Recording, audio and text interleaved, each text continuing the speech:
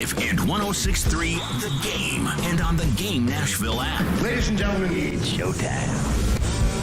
And welcome into the Friday edition of Robby and Rexrode, 102.5, 106.3 The Game. Robbie Stanley alongside Joe Rexrode, Michelle Knezovic here with you on this Friday morning. Hope everybody is doing well. We got a lot to get to on the program today. Jared Stillman dropping by at 7 o'clock. We'll be joined by him, and we'll get into a lot of things with Jared, including just his incredible run of tweets lately that have just totally blown up in his face when it comes to college basketball. Guaranteeing Duke's win against Tennessee, and then talking a couple of times this week on Twitter about how Tennessee was going to kill FAU. We'll get into that coming up at 7 o'clock. Teron Davenport at 8 o'clock joining us, ESPN NFL Nation Titans reporter. Looking forward to that conversation with him. Joe Rexrode, good morning, live from New York City. How are you doing? Yeah, doing okay. Better than the Tennessee men's basketball team and its fans. Tough way to go down there for the Vols. Just you could kind of see it in their body language down the stretch, man. It was just like, boy, as soon as they took a couple punches, they crumbled. Yep, no question about that. Tennessee falls 62-55 last night to FAU in the Sweet 16. Joe, they were winning 27-22 at halftime and then get outscored 40-28 in the second half. And like you said, there was a point in the second half where you could just kind of feel it and see it coming, and that was even coming through the TV screen as I was watching it. I'm sure that it was similar while you were there in Madison Square Garden last night. But the Vols shoot 21-63 from the field, 33.3%, 6 of 23 from three last night, and they go down in the Sweet 16. And we talked about this kind of heading into the game, Joe. I mean, the bracket had opened up and Purdue had gone down, but you said a couple of times yesterday, FAU is a pretty darn good team, and FAU is now in the Elite Eight. Rick Barnes talked after the game last night about how they're deserving of that, but a very, very disappointing loss for the Tennessee Volunteers last night. Yeah, I mean, my seat was directly across from the bench, so I watched the bench a lot late, especially, and even like the coaches. It's almost like, I mean, it was like looks of just pain on their faces, just as they watch it kind of crumble. And it's some of this is just straight up just the limitations of this team at times. Like, I mean, they don't have a point guard. Yep. I mean, it's funny though. I mean, Jemiah Mashack at least was trying to go to the hole and he made some plays, but they just, when they get into those stretches and, the emotion flips on them. And once FAU started to hit a few of those shots, I thought Tennessee looked tired too. I mean, just slow rotating. All of a sudden, I mean, the first half was like, gosh, how is FAU going to get anything, the way the Vols are defending and turning them over. I think they had 9 pretty quick turnovers against FAU. And I don't remember the number. I'm going to look at the number, but it was like 9 pretty quick turnovers, and then they end up with 12 in the whole game. So they turned the ball over, I'd say, about 3 times in the last probably 25 minutes of the game.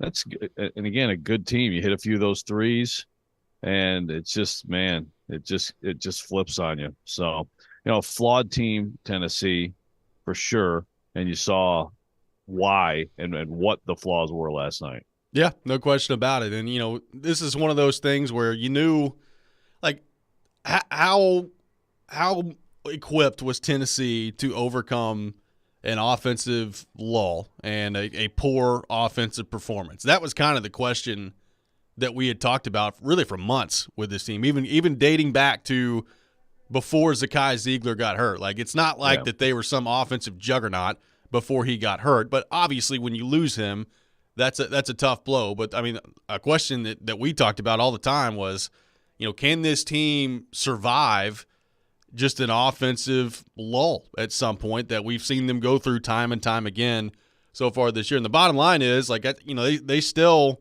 – I mean, they're a good defensive team. I mean, they're an elite defensive team. There's no question about it. And you start to look at the numbers, it's incredible what they do. But you shoot 33% in a tournament game, and you're probably not going to like the end result of that at the end of the day, and that's where they find themselves out in a tournament where, like we talked about, I mean, the bracket did open up for them with the number 1 seed going down. And by the way, what a great game between Michigan State and Kansas State yesterday. We'll get into that coming up here in just a few minutes. But everything was right there in front of you if you're this Tennessee team, and it's got to be, especially the way it ended, just because it's so familiar with the offensive lulls just striking this team yet again. And here they are finding themselves out in the Sweet 16. And like you said, Joe, just the offense on this team all year long was so hit or miss that you just never really knew what you were going to get offensively. Yeah, and I mean, you could look at one obvious example is game to game is Olivier Kamwa, right? Yep. 27 points, really is the key there to them outlasting Duke. And so in this game, he has 6 points, 2 for 9, just a rough shooting night. He did have 4 assists. But, their key guy, their main guys they want to take shots are Kamwa, Vescovy, James, and Tyreek Key. So that's 2 for 9, 3 for 11, 3 for 11, 2 for 9. So that's by my math, that's 10 for 40. The main guys you want taking shots, and some of that is, the last possession, it's like they missed 6 in a row. It felt like, Then I'm really glad we had that review with 4 seconds left. Yeah, me too. Really, really needed to know.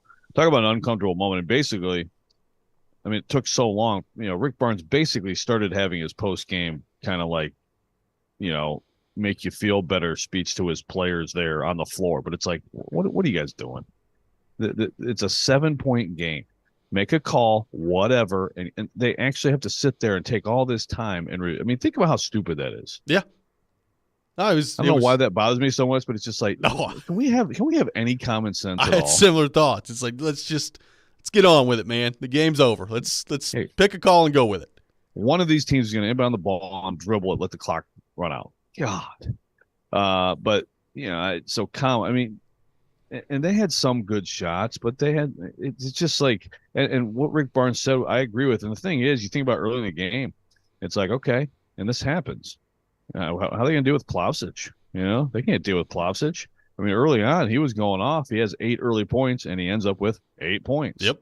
And, some of that is that they suffer defensively at times when he's on the floor. You get Kamwa in space, you get a big movement on him, you get him slipping screens. That can be problematic, and that did play out. But they just didn't have anybody, to just go force the issue. They only take 12 free throws. And not to pick on one person, I do have to think he's hurt. But what did we say going into this tournament? Julian Phillips, Yep. That's the guy who can slash, who can drive, who's a super athlete. 12 minutes, 2 shots, missed them both, 1 rebound. Basically just a complete non-factor. He launched up a couple threes. That's, without that element, this offense can really get stodgy.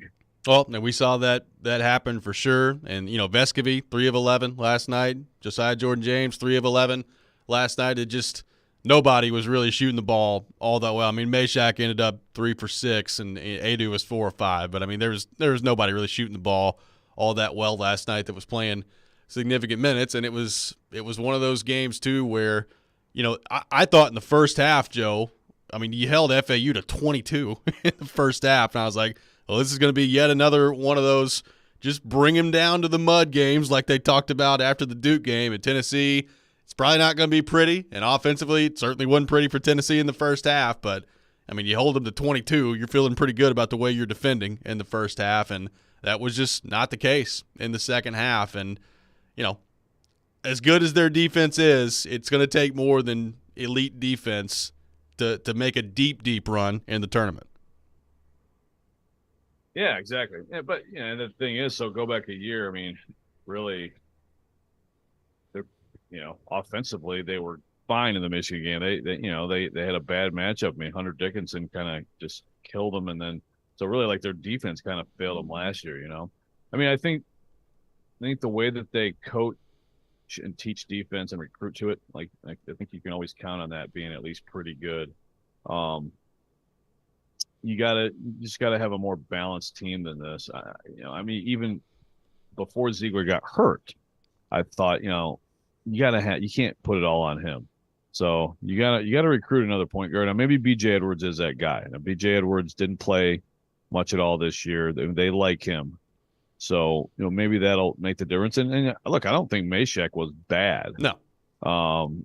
But is he better as a wing? One way or another, he's going to be a key guy for them moving forward. But I think a lot of these guys, like a lot of these guys, could come back.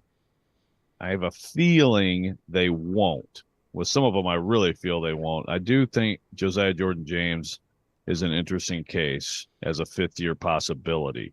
But for the most part, they're going to lose a lot of these guys, and it's going to be a new-looking team next year. But yeah, you got to figure out a way to be a little more fluid and just a little bit more able to get to the rim offensively. Let's go to our 102.5 The Game phone line, driven by WilsonCountyHyundai.com, and welcome in Mark in Nashville. Mark, good morning. Thanks for calling in. Hey, Robby, Joe, Michelle, how y'all doing, man? We're good, Mark. Good, Mark. Hey, well, I see another loss for Rick Barnes. I was going to ask you, Robby and Joe. Joe, do you think the seat's going to get a little warm for Rick coming up next season? Do you know what I mean? He's getting paid like a final, like he's a Final Four coach, but he just can't seem to get there. I noticed the one thing with Rick Barnes, when it comes time to making key adjustments in those crunch moments, he kind of fades away. It's like he can't make those adjustments or anything, man. It's like he loses all train of thought to try to make those adjustments. Would you agree or disagree with me? Thanks for the call, Mark. I don't know. I mean, you'd have to tell me the adjustment. I don't know. I don't know if I agree that like he loses his mind on the sideline or anything like that. It's like, I mean, last game against Duke, they hit shots and the adjustments were there. I can't sit here and say, here's the adjustment Rick Barnes should have made that he didn't, Now, will his seat get warm? Now, look, I agree, Mark. I mean, I agree. He is paid like a Final Four coach. I agree. And you can't never make the Final Four, if you're going to be paid in that top tier of coaches. So, but is the seat going to get warm, like legitimately from the administration warm? I don't know. I don't know if I buy that. Again, it's like, I know some Vols fans don't want to hear about history of the program, right? Because at some point you kind of you lift the floor to the point where it's like, okay, well, this is the new expectation. Right. And again, when that pay is part of that. Obviously it's a good program. It's a winning program. They're going to have a good team next year. Just counting on the NCAA tournament every year, man. I mean, if you're a longtime Tennessee basketball fan thinking about like every year, like basically you're going to be in the NCAA tournament, that's foreign to you, completely foreign to you. I think the seat is going to get warm with fans increasingly, and I think getting to the Sweet 16 this year was huge for him. But I think he's going to make the call on what he's done at Tennessee. 615-737-1025 is our phone number, 615-737-1025. We're off and running on Robby and Rexrode. The Vols fall to FAU in the Sweet 16. What do you make of Tennessee's performance last night in the tournament, the conversation around Rick Barnes, and your thoughts on this team as they exit before the Elite Eight with a good opportunity right in front of them last night? 615-737-1025. We'll continue that conversation next. This is Robby and Rexrode, 102.5, 106.3, The Game. 185! Every team needs a quarterback. 185! Take! That's why we have Hasselbeck, bootleg, rollout, toss, touchdown! Tim. You can run good plays at the right time. ESPN NFL analyst Tim Hasselbeck gives his expertise on all things NFL. You evaluate players, and then you're turning them over to the coaching staff. Every Tuesday at noon. At the right time. With Caroline, Willie, and D-Mace. Tim on 102.5 and 106.3 The Game and the Game Nashville app. Hey, it's Mike from Newton Nissan. Have you ever thought to yourself, buying a car online? That sounds like a nightmare. But fear not, my friends. With Newton FastPass, it's easier than catching a leprechaun. In fact, our system is so user-friendly that even a leprechaun can do it. And let me tell you, those little guys are notoriously bad with technology. Also, with Newton FastPass, you're practically guaranteed to get a great deal. It's like finding a 4-leaf clover in a field of overpriced cars. And who doesn't love a good deal? I mean, I'd be willing to bet that even the most skeptical among us would feel lucky to snag a great deal on a new car. That's not all. When you use Newton FastPass, we'll throw in a free leprechaun to help you navigate the process. And trust me, these little guys know their way around a car deal. Just be sure to keep an eye on them because they can be a little mischievous. So what are you waiting for? Visit NewtonNissan.com and join the ranks of lucky car buyers. You might even feel like you're living in your own personal pot of gold. And remember, with Newton FastPass, you're always in luck.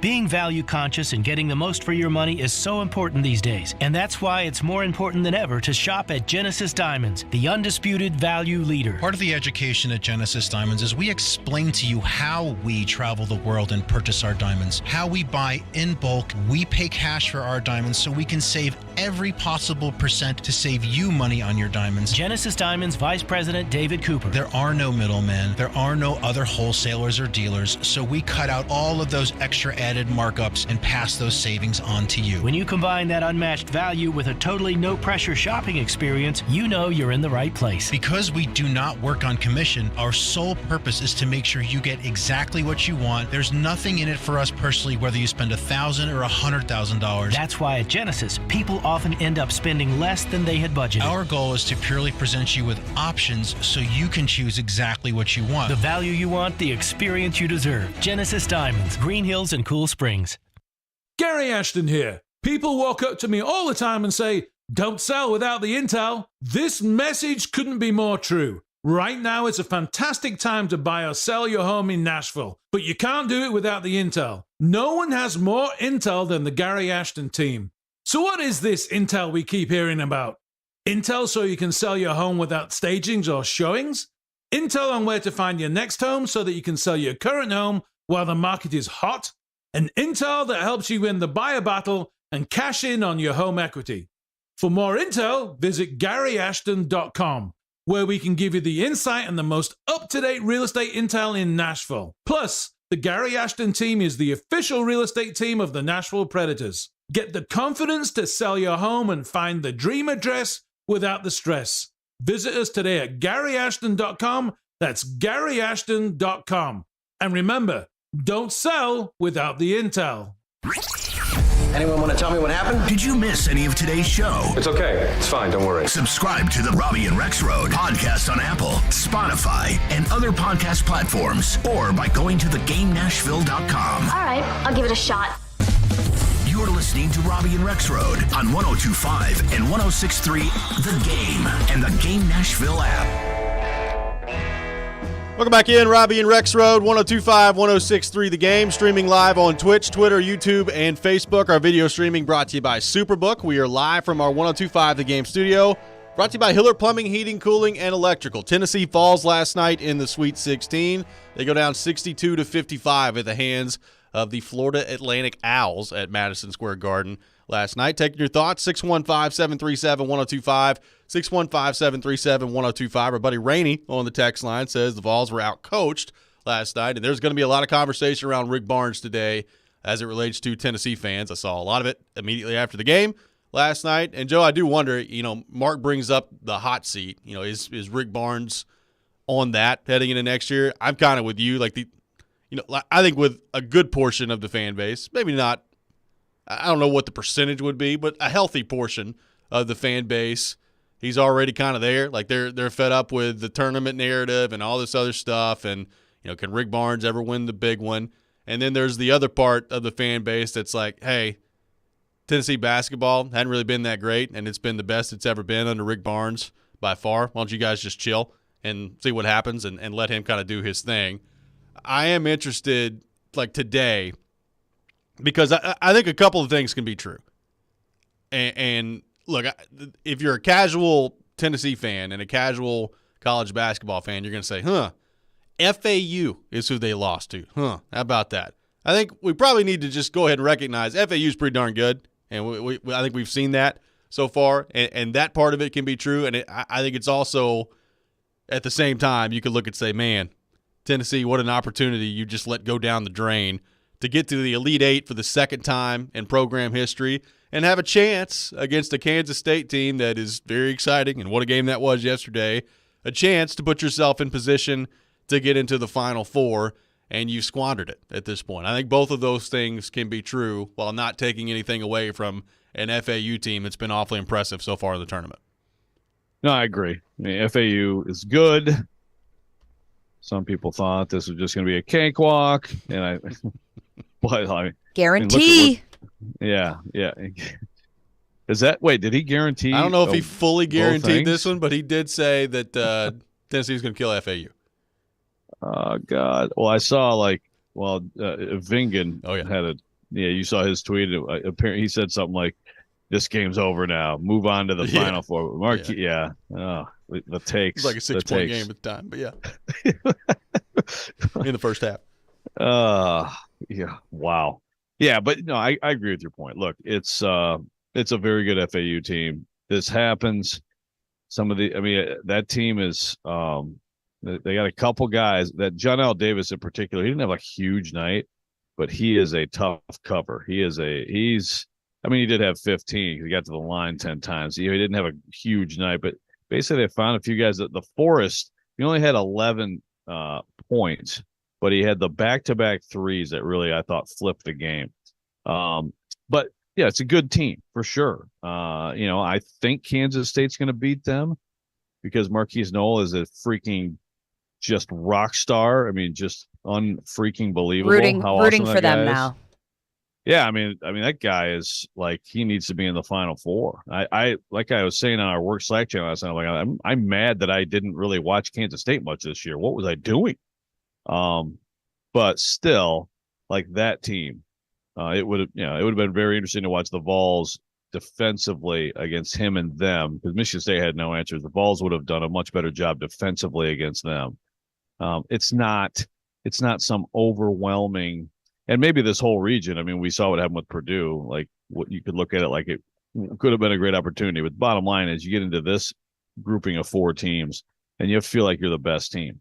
And I think on paper, talent just 1 through 13 of scholarship players and everything taken into account, Tennessee was the best team on paper. And so when you have that situation in a regional round, that's a huge opportunity. Yeah. So yeah, it's just, and FAU's good, no doubt. I mean, that anybody who thought they couldn't win this game, like, no, they absolutely had a chance all along. But also the way Tennessee played, I mean, you're talking about 16 points in the last 12 minutes of the game. I mean, it's just, and in a lot of cases, just, the thing is, it wasn't turnovers. They only had 6, but they just like you watch them on offense, and it's like they may have had like an initial set, and then it's just standing around, and they looked tired, and it was just a really disappointing performance and blown opportunity.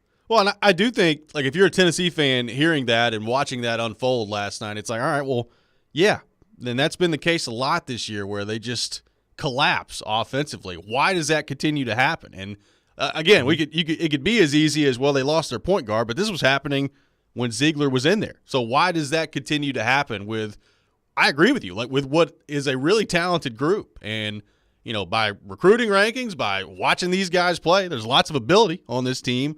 Why was offense and just, falling apart at certain different stretches offensively consistently this year? Why was that so big of an issue for Tennessee and for Rick Barnes?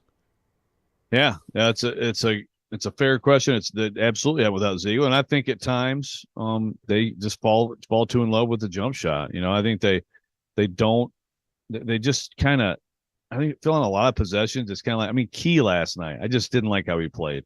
Basically, like every sort of whatever shot he got, he just launched it up. So at times it's like they're not working for a better shot, but then they'll have a lot of possessions that go late in the shot clock, and you just have to launch one. Again, Phillips was a guy who was supposed to be, like Chandler last year. Okay, now you can get to the rim. And it's not like Ziegler didn't get to the rim, but Chandler last year, a little bit bigger, a little bit more physical. Like, he was a problem, and he would sort of fill in the gaps offensively. They need that. And Phillips obviously did not do that in this tournament. And they need more attacking. But look, if you want to talk about the coaching aspect of this, Barnes, I think it's a consistent thing. I mean, he's, the NCAA tournament record, of course, but also I think Barnes has been, a better defensive coach than offensive coach overall through his career, so there's that. But he's also, if you go through everything, he's had some prolific offensive teams. You got to have the right combination, of players. And look, I think you have to look at the coaches some when they go through these stretches. I think sometimes Barnes needs to take timeouts earlier. I think he waits a little bit too long at times. And it's not like people say he was out coached. That's fine. They lost. I can't sit here I know he got asked last night about, having the big lineups in a little bit more in the second half. But I mean, the thing is, like, they're getting their butts kicked on the boards by FAU. You know, I mean, that's one of the probably the most surprising side of the game is that they got out rebounded, and FAU got some huge offensive rebounds. So Tennessee's getting the stop, and then they're not getting the rebound. But the offensive answer is, not too many guys who just kind of settle for that jump shot and not enough going to the rim and being aggressive. Liam on the text line says, lots of parallels to Vandy fans wanting to run off Kevin Stallings. Be careful what you wish for. Chuck on the text line says, it didn't look like Tennessee had the same intensity and effort level against FAU that they did against Duke. It looked exactly like Texas under Barnes. This is from Chuck on the text line. So a couple of different thoughts on the Barnes situation there. Yeah, in intensity and effort, well, those weren't problems. But confidence and you could see it on their faces. Like they just sort of got down once it flipped the other way. Like they were spilling it out there. Okay. Like they had the effort, but the confidence was not there. FAU kind of sapped it. And this is where, I think moving forward, Ziegler and Meshack are probably going to be their leaders. This is where I would say, I think Josiah James and Vescovy, those guys have been good leaders, but they weren't able to stem that tide, and we've seen that before. They're trying, they're out there yelling at guys, they're trying to keep guys engaged, but they just weren't able to do it. So it wasn't effort or anything like that. But yeah, Cam says, how many offensive sets did they run? They do have actions, they have sets, but see what happens with a lot of teams. So look at Kansas State last night, 98-93. They had some plays, but for the most part, it's like you're going to get into a ball screen, and then you're going to if you have a wizard like him, he's going to do something to find somebody for a shot. Yep. And Tennessee, again, Meshack learning the position. I think he did pretty well down the stretch, but they don't have that guy who can just, okay, here's the ball in your hands, go. And a lot of times in this game, that's what it comes down to. It's like, forget the set work. No, we didn't get the shot we wanted. Okay, ball screen and go. And they just don't have that guy, healthy. 615-737-1025. We'll continue the conversation on Tennessee, the loss in the Sweet 16 to FAU, and your thoughts on Rick Barnes as well. All that coming up next. This is Robby and Rexrode, 102.5-106.3, The Game. I think it's a really good move. TD, it's never the offseason for ESPN's Teron Davenport. I mean, that's something you obviously have to look at. He's always talking about what's next for the Tennessee Titans. Quarterback is a really important thing that they have to get determined. Check out TD, Mondays at 1, Thursdays at 3, and Friday mornings at 8:30. Plus, the Talkin' with TD podcast. Looking forward to that. TD is on 102.5 and 106.3, The Game. Hey, it's Jared for Hiller. Sometimes replacing equipment in your home can be overlooked until something breaks, but there's actually big problems that can come from outdated old vintage HVAC systems. Older systems require more maintenance and results in higher utility bills. This month during Hiller's Vintage Showdown, they're giving away a free HVAC system to the owner of the oldest unit. It's easy to enter. Just go online to happyhiller.com and submit a picture of your old unit. Everybody wins with a trade-in credit and 0% interest financing for up to 48 months on replacement. That's Hiller Plumbing, Heating, Cooling, and Electrical. Call the Happy Face Truck today.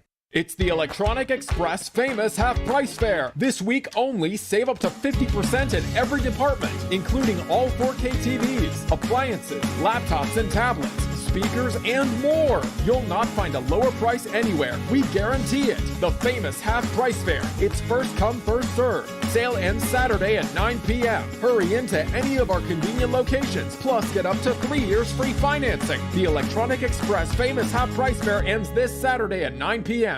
This week's Nashville's best deal is Eastside Bowl in Madison, a vintage bowling alley, music venue, diner, lounge, and arcade designed by locals for locals. And March 28th, don't miss the Battle of Nashville, Nashville's best Rage Against the Machine tribute band. Right now, you can get 2 hours of bowling plus shoe rentals for up to 6 people for just $45. That's 2 hours of bowling plus shoes for up to 6 people, just $45. Go to thegamenashville.com/deals to get yours now.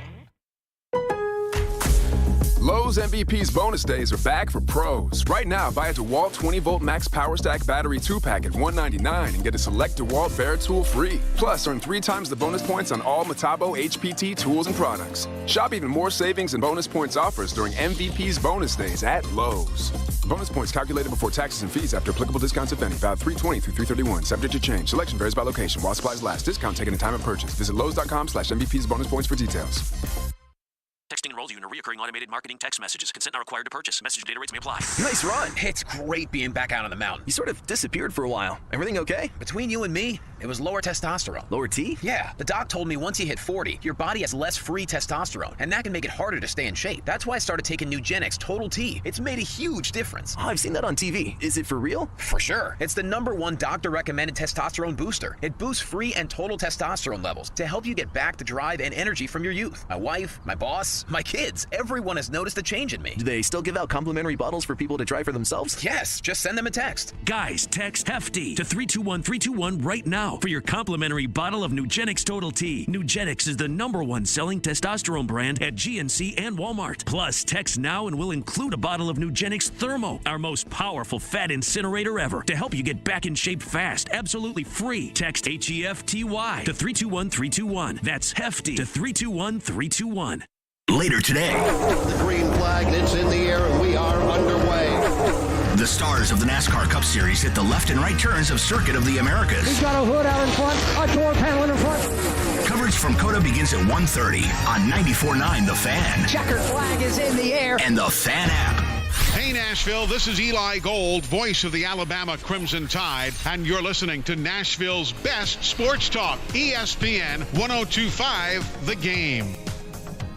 Welcome back in, Robby and Rexrode, 102.5, 106.3 The Game. Robbie Stanley alongside Joe Rexrode, Michelle Kanazovic here with you on this Friday morning. We'll have Call Your Shot Friday coming up at 6:45. You can go ahead and get your called shots in on our text line, driven by WilsonCountyHyundai.com, 615-737-1025. Jared Stillman joining the show at 7 o'clock. Right now talking Vols and the loss last night in the Sweet 16 for Rick Barnes and the Tennessee men's basketball team. They fall to FAU 62-55. And yet another disappointing loss. Now, you know, it is different, like you said, Joe. I mean, you get the win against Duke to advance to the Sweet 16, and I think Tennessee fans were feeling really good. A lot of Tennessee fans that, quite frankly, I think were somewhat checked out heading into the tournament, all of a sudden got checked back in a hurry when they took down Duke, and then you followed up with a loss to FAU in the Sweet 16. So a missed opportunity there. The real question is, like, where does this program go from here? Like, how if you're Rick Barnes, because, look, Rick Barnes, you know, they're not going to fire him right now. I hesitate to make those statements after John Robinson. Yeah, I should probably just shut up. But they're not going to fire Rick Barnes right now. He's going to be the coach next year, and he is going to have I think they're going to have a good team. Now, the question is, like, based on what we've seen, I know when I ask this question, like, most Tennessee fans are like, well, no. It's not going to happen. But can Rick Barnes find his way to constructing a roster that, come tournament time, is playing well at the right time? You're good offensively. You're good defensively. You've got all the tools. The problem is, Joe, like, I think they've had some of those teams before, and for whatever reason in the tournament, it just hadn't worked out. All right. I was just going to say he did, and that team lost to Michigan. That team was put together perfectly, you know, with Chandler, and then Ziegler is a nice backup. You can play them together. Yeah. I mean, that team was Final Four caliber and lost to Michigan. So sometimes it's just like, you know, like this team didn't quite have the right things in the right places. But yeah, I mean, the 2018-19 team, absolutely Final Four with that. That team could have won a national championship. And a dude named Ryan Klein from Purdue started hitting 28-footers on him, you know? So it's the tournament does that to you. The problem is usually if you're in this thing enough, like you get some and you take some, you know? Like and it's just too much for Rick Barnes historically in this thing of just being on the wrong side of it. 27-27 now all time.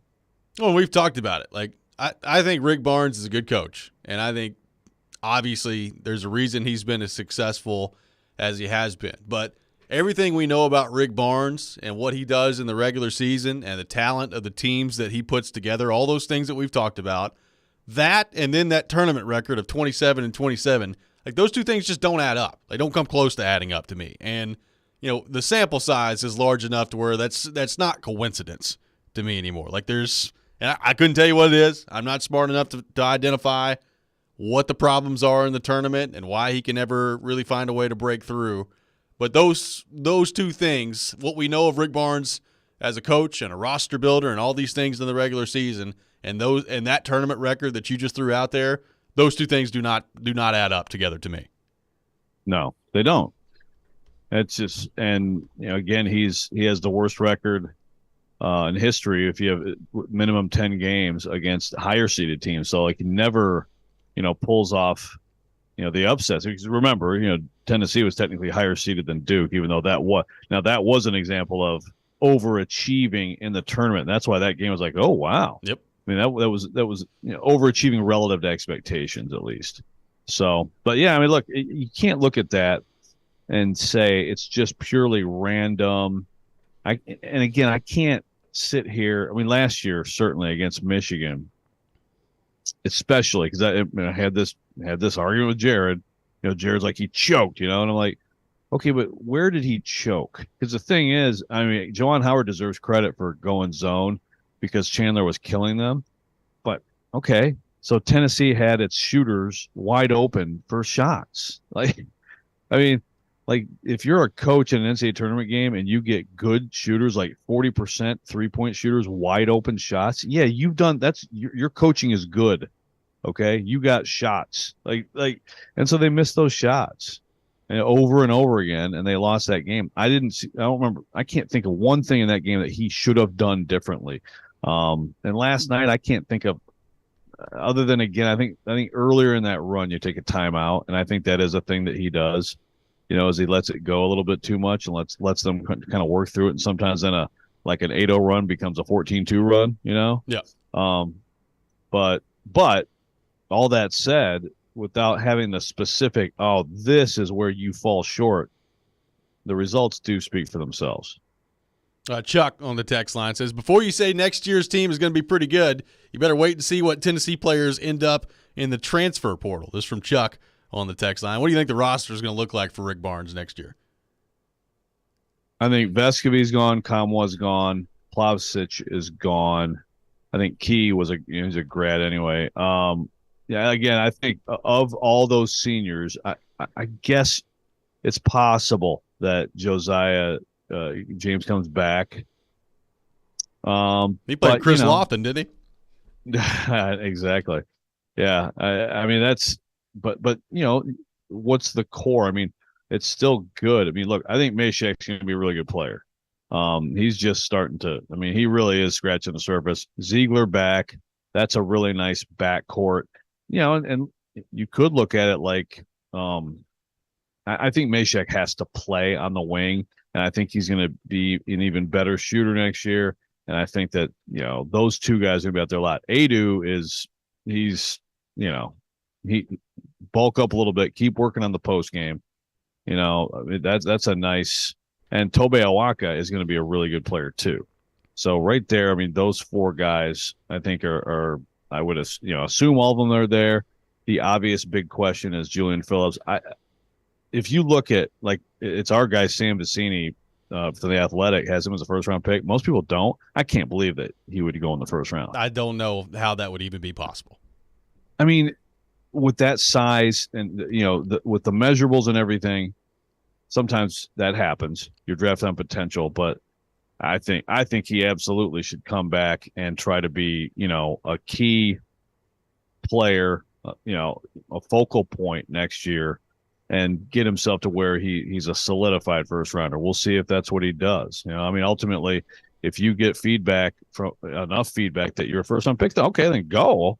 But remember, go the NBA, you got about a couple years. Years. And this is where the mistakes are made, and I've seen it way too often where it's like, yeah, you could get drafted now, but are you ready to stick in the league? You got to be ready to stick in the league. So that's And I do think with NIL now, it's a lot easier for guys at bigger programs, to be like, okay, let me develop here. I like college. I can get better and still get some money. So, that's a huge question. If they have him, that's obviously a difference maker. I mean, we saw enough this year from him where when he's right, I mean, he is explosive. He's talented. I have to think the hip just never got right. I can't think of any other explanation for how ineffective he was down the stretch here. They got like the top 15-ish class coming in. They'll hit the portal. They'll be good. I mean, I think Ziegler-Meshach is intangibly, because those are a couple battlers, and that's what you want. I mean, you want guys like that who've got the real high level of competitiveness, and so I think you start there. By the way, around the rest of the action last night in the Sweet 16, including at Madison Square Garden, Michigan State, Kansas State wins 98-93 in overtime last night in a wild game at Madison Square Garden. Speaking of wild games, Gonzaga takes down UCLA last night, 79-76. UConn destroys Arkansas, 88-65. So those were the other three games in addition to the Tennessee game yesterday. But, Joe, you were there for Michigan State, Kansas State. What a game that was. Holy cow, man. I mean, just incredible game. Incredible. And, yeah, it's the thing. I mean, Michigan State, great offensive game. They were fun to watch. But, I mean, it was about Marquise Noel, that guy. 20 points and 19 assists. Yep. And, I mean, most of those 19 assists were like, holy cow. Highlight reel. Dunk. Yeah, like a dunk or a layup. Man, the fake yelling at the coach at lob to alley-oop was at that point in the game. Michelle sent it to us earlier, and I saw it last night while it was going on. It was pretty wild to do something like that at that point in the game. Yeah, a tie game in overtime. Yeah. Yeah, no, unbelievable. Like the old play in football game. when in like youth football, and you're like, hey, this is the wrong ball, and you start walking over to the sideline, and all of a sudden they snap it. It was great. Yes. Yeah, that was incredible. And that's the thing. One thing I thought of was, gosh, that guy and Zakai Ziegler, how fun would that have been? And, in New York, I still thought we'd see the Vols get a crack, at defending him. So, but no, he needs to be in the Final Four. All due respect to the Owls. The Owls are good, and it's an incredible run to the Elite Eight. I feel like basketball needs Marquise Noel in the Final Four. Best player in the tournament by far. Yeah, he's been great. He's been great so far, no question about it. By the way, shout out to Drew Timme last night from Gonzaga, who had 36 points, 13 rebounds, and it feels like Drew Timme's been playing college basketball since the days of Emeka Okafor, but what a win for Gonzaga last night.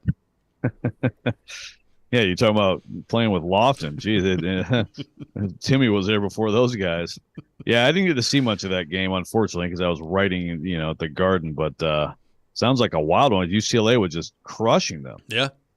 They were down 9 with less than 2 minutes to go. And then it was, back to back. I think of the Jalen snug shot. It basically, Suggs. It was basically that.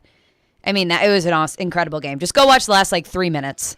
615-737-1025. Coming up next, it's time for Call Your Shot Friday. We need your bold predictions. Hit up our text line, 615-737-1025. We'll do that next. This is Robby and Rexrode, 102.5-106.3 The Game. Want the latest on college football and Nashville sports? They can be a fully formed model of what they're going to be offensively moving forward. Join Outkick 360's Chad Withrow every Friday at 5 with Stillman and Company. You don't know what's going to happen with the roster or the team. He'll bring opinions and charisma for a full half hour every week. This is a good lesson about sports and what we think and what actually happens. Chad Withrow on 102.5 and 106.3 The Game and the Game Nashville app. Over the years, more men have started to seek help for hormonal deficiencies and imbalances. And Dr. Jeffrey Lodge and wife Daphne, along with their experienced staff, give men the treatment required to improve your quality of life, improve your immune system, energy level, cognitive function, and more. There's no better time to achieve a healthy lifestyle. What are you waiting for? Give Cool Springs MD a call today for an appointment at 615-486-3458 or visit our website at coolspringsmd.com. This is for the men who never settle, the ones who believe only quitters end a game and a tie, the type of guys who choose the bar with the biggest TVs to overcompensate for theirs at home. This is the Lodge mentality. This is Twin Peaks. Twin Peaks has you covered for Lent. Try the fish and chips bundled with our 22-ounce draft for a steal on Fridays, or reel in one of our other seafood options like blackened fish tacos, shrimp Caesar, and char-grilled salmon. Do you have a VA loan? In this housing market, homeowners with VA loans have access to a ton of instant cash. Hey, Willie Donick here. Do you need cash to pay off credit cards and other high-interest loans? How does a check for 80 or 90 grand sound right now? Loan Pronto is helping veterans every day get the money they need with a quick and easy zero-cost cash-out refi with zero closing costs. With a VA loan, it's really cool because you can access up to 100% of your home's value. That's 100%. Use that money to pay off credit cards, home equity lines, car loan, consolidate all your payments into one check per month and close in 2 weeks. Most homeowners who do this end up cutting their overall monthly payments by $800. And Loan Pronto's all-digital process makes it fast and easy. They're doing loans with super low APRs, and they love working with veterans. Call now, see what your options are. Call Loan Pronto, 615-499-5780. That's 615-499-5780, or go to loanpronto.com. Equal housing lender, NMLS 166-1781, subject to lender approval. Take your first shot at hoops with FanDuel Sportsbook. Sign up today by going to FanDuel.com/play and make every moment more with FanDuel. 21 plus in select states. First online real money wager only. $10 deposit required. Refund issued as non-withdrawable bonus bets that expire in 14 days. Restrictions apply. See full terms at FanDuel.com/sportsbook. FanDuel is offering online sports wagering in Kansas under an agreement with Kansas Star Casino, LLC. Gambling problem? Call 1-800-GAMBLER or visit FanDuel.com/RG in Colorado, Iowa, Michigan, New Jersey, Ohio, Pennsylvania, Illinois, Tennessee, and Virginia. 1-800-NEXT-STEP or text NEXT-STEP to 53342 in Arizona. 1-888-789-7777 or visit ccpg.org/chat in Connecticut. 1-800-9-WITH-IT in Indiana. 1-800-522-4700 or visit KESGamblingHelp.com in Kansas. 1-877-770-STOP in Louisiana. Visit mdgamblinghelp.org in Maryland. 1-877-8-HOPE-NY or text HOPE-NY 467-369 in New York. 1-800-522-4700 in Wyoming or visit 1-800-GAMBLER.net in West Virginia. One is smart. This has just been a constant trend for this team. One is funny. That's right. Funny looking, maybe. Chase and Michelle with Chase McCabe and Michelle Knezovic. Are you listening? I'm listening. Everybody's listening. Weekdays from 9 to 11. Presented by Hair Club. Hair Club. Love your hair. Live your life. On 102.5 and 106.3 The Game and the Game Nashville app. Good morning. Good morning. Morning. You're locked into Robby and Rexrode. I had the radio on. I'm listening to 102.5 and 106.3 The Game and the Game Nashville app. The sports weekend has arrived. You know what that means. Shoot your shot. It's time for Call Your Shot Friday with Robby and Rexrode on ESPN 102.5 The Game and the Game Nashville app. And it is that time of the week, time for Call Your Shot Friday here on Robby and Rexrode. As always, we encourage your participation, your bold predictions in the world of sports on our text line for this weekend, 615-737-1025, 615-737-1025 on our text line, driven by WilsonCountyHyundai.com. Joe Rexrode, how did we do last week in Call Your Shot Friday? Let's see. We had a lot. So, Robby, you said Tom Izzo's Sparties win by 10+ against USC. I don't know if they won by 10. 10 exactly. Nice. Kentucky win by 15 against Providence, fall by 15 to K-State. Didn't happen. No. Tomasino will score a goal in each game this weekend. Did not happen. Now, here's an interesting one. Lankinen will shut out the Rangers Sunday. They did basically the exact opposite of that. Allowed a goal on basically every shot. Michelle had Tennessee beats Duke on a last-second three by Josiah Jordan-James. No, but they did beat Duke. They did beat Duke. Vescovy will score 10 with 11 assists. It didn't happen. Kentucky will beat Providence by 10 or less, and Hopkins 8 or less points. Okay, Hopkins had 8 points, so got that one. Go. Okay. And they did win by less than 10 points. Won by 8. So ding, ding, ding, Michelle Knezovic. All right. UT and Kentucky will meet in the Elite Eight. Oops. Yeah, could have been tomorrow, or could have been tomorrow. Let's see. I said Vols will beat Duke on that's right. We both had Josiah hitting a 3, but we both had Vols beating Duke. Euros Plavsic will score in double figures versus Duke. That didn't happen. He played a role though. Set the tone though. Auburn will take down Houston by double figures. They were up 10 at the half. They were. Bryce Drew and Gonzaga will. Wait. I wrote it wrong. Bryce Drew and Grand Canyon over Gonzaga. That didn't happen. And I said Vanderbilt will beat Michigan behind 15+ from Colin Smith. I think he did. Did he have 15? He had a pretty big game. So I'll look. We'll tentatively count it. I don't want to give myself credit. Yeah, we'll tentatively count it. Yeah, I'll look. But I was in the right. I was in the right range. That's right. Michelle Knezvik, kick us off with today's edition of Call Your Shot Friday. Okay, would love to. Speaking of Kansas State, Marquise Noel in the FAU Elite 8 game, he will have 18 or more assists. Ooh. Again, he will go back to back. Wow. And I like it. I'm calling the shot. K-State's winning it all. I told Robby last night at the Preds game, new favorite team. K-State. I'm full on the K-State train. Wow. From Wildcat to Wildcat. Exactly. I got purple fingernails right now. I'm all in. Okay, next. By this time next week, Lamar Jackson will not be a Baltimore Raven. Oh, wow. How about that? That one's a spicy one. I like that. That is a shot. Another K-State shot. They will beat FAU by at least 10 points. Wow. In the Elite 8. And I only have 3 today. Okay, there you go. Joe Rexrode, your called shots for the week. That is 4, by the way. I can't count. It's the 6 a.m. hour. Thanks, Joe. Well, I'm just saying. That was embarrassing. 4 is good. 4 is a good number. All right. Well, I'm looking at this shot. I'm like, have I called this? Has anybody called this? I don't know, but I'm antsy. For the see if the Titans are going to do something. I will say the Titans will trade for Mike Evans. Okay, I like that. Okay, there we go. Now we're talking. That's a long-term shot. Yeah, I mean it's a long-term shot, but Titans will trade for Mike Evans. K-State and UConn will advance to the Final Four, which I don't know if that's really huge shots, but both of them with double-digit wins. And so I think UConn beating Gonzaga by double digits counts as a shot. I believe it, man. UConn is at least one of my bracket things that looks pretty good. Yeah. Princeton tonight, 8:00, will beat Creighton on a last-second three-pointer. Oh, get excited. Woo! And San Diego State against Alabama will be within 5 but lose. Oh, thanks. I was like, no. I was like, he's not doing it. He's not doing it.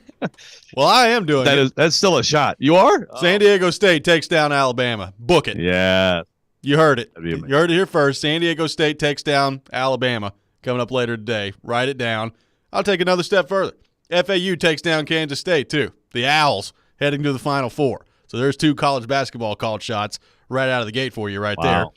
Connor McDavid, who reached the 60-goal plateau the other night, will finish the season with 71 goals, a very specific number. They have 10 games left. He scores 11 goals in those 10 games. 71 goals Connor McDavid will finish with.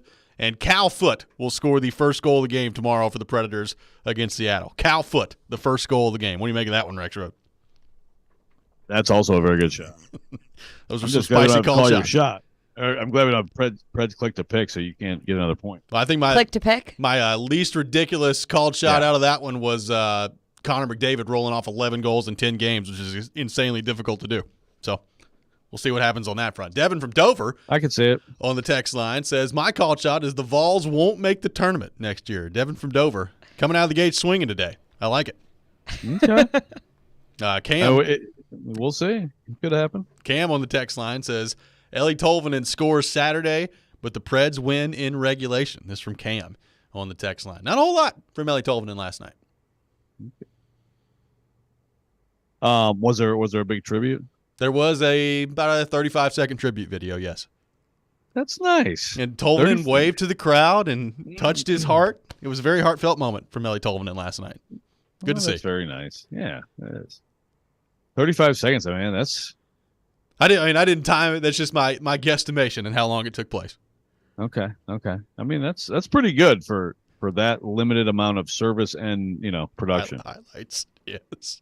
Could have played every one of the goals he scored in the Predators in 35 seconds. That was mean. 615-737-1025. Okay. 615-737-1025. Coming up next, we'll be joined by Jared Stillman. We'll get his thoughts on a serious week of tweets from Jared on that front as it relates to the Tennessee basketball program. We'll get into that coming up next. Let me tell you about the Nashville Predators. Speaking of the game last night, nice win for the Predators in the shootout, and season tickets are on sale now for the 2023-24 season.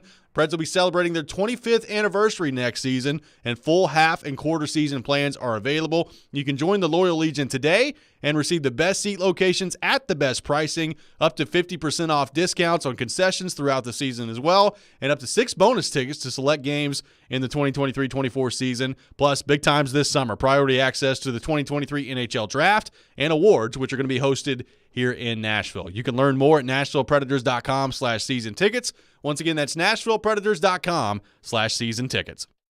Every day we are live and local. Are you going to pay $20.2 million for someone who's struggling this much to stay healthy? And your source for Nashville sports. The players got to play better, and they're the ones actually out on the court, and they got to execute. We are Nashville's best sports talk. 102.5 and 106.3 The Game and the Game Nashville app. ElectronicExpress.com. We make it happen. Spring in and style up with huge savings on top athletic brands at your Dick's Sporting Goods warehouse sales store in Franklin. Stay active this spring with up to 70% off the athletic styles you love. Shop deals on thousands of styles from top athletic apparel and footwear brands, like $10 tees, tanks, and shorts for the family, $20 swimwear, $20 golf polos, and running footwear for $60 or less. Find incredible deals and incredible style at your Dick's Sporting Goods warehouse sales store in Franklin at Watson Glen.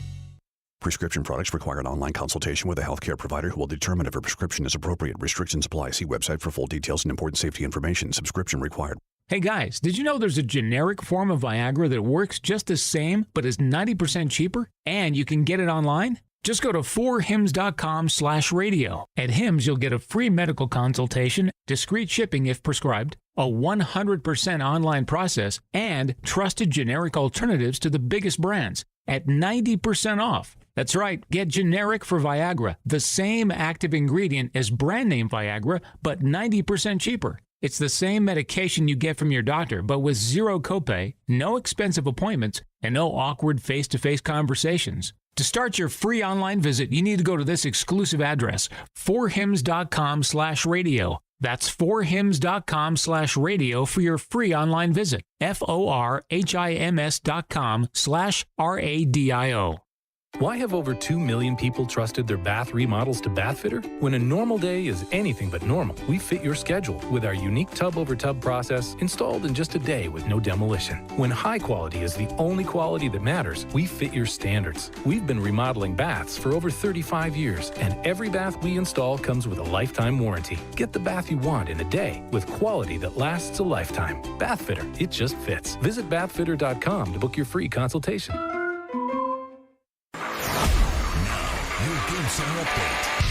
The Predators survive in overtime last night against the Seattle Kraken.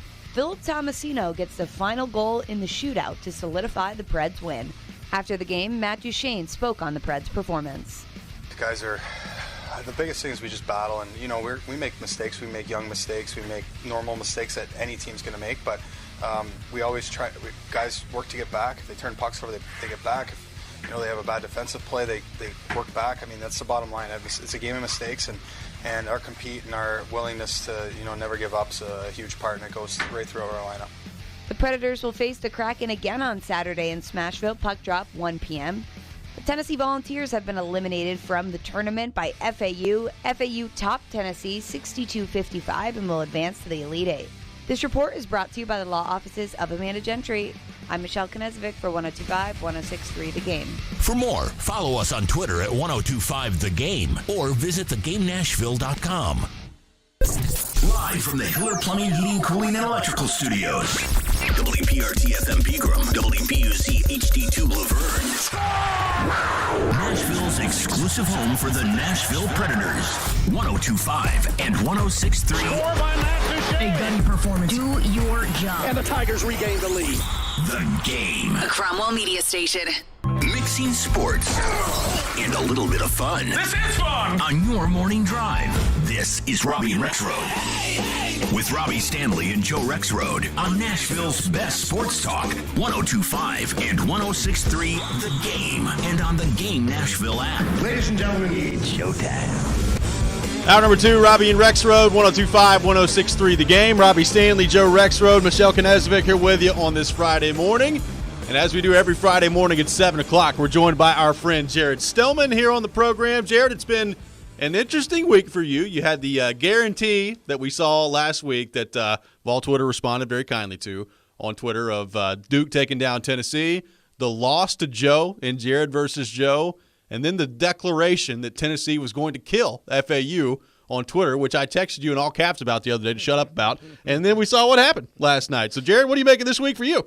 Oh, don't forget about the fact that about the first or second media timeout I tweeted out last night the game was over. Yes. And that Marquise Noel was the only thing standing in front of Tennessee in the Final Four. That is correct. Honestly, the Jared versus Joe victory was well earned by Joe. I have no contention over that. It was like that Euros Plavich flagrant foul last night. At first it looked a little questionable. Then they showed the actual replay, and then it didn't seem so questionable anymore. But I tell you, this is the thing. And I just woke up, so I have not been listening to the show for the first hour here. And how many cups of coffee we on, Joe? He's on several. He's muted himself right now. See, exactly. Here's the thing I don't understand. I'm going to need some help with this. Is Rick Barnes loses games like last night every year in the tournament. A game where they should win. They should have won last night. And all of a sudden, the ball just stopped going in the basket, and they just stopped rebounding. It wasn't as if there was like anything from the bench. Now, he could have called timeout when FAU got on their run, but we know he doesn't call timeouts, and he'll get to keep those two, into next season. But, it's not like there was something from the bench that just stopped putting the ball in the bucket or just stopped rebounding with those short guys from FAU. I don't get it. And yet this happens to them every year when they're the favored team in the tournament. And I got too caught up in that Duke victory to know that Rick Barnes wasn't going to do this. I said yesterday, that it was put up or shut up time for Rick Barnes. These are the games he loses, and I'll be darned he went out there and lost. And I don't get it. I don't get it. And yet it is what it is. Could it be that there was another team on the floor? No. That a team that's good. It couldn't be that. And FAU, I said this yesterday when somebody texted the text, I was like, FAU's good. Everybody's good now. It's the Sweet 16.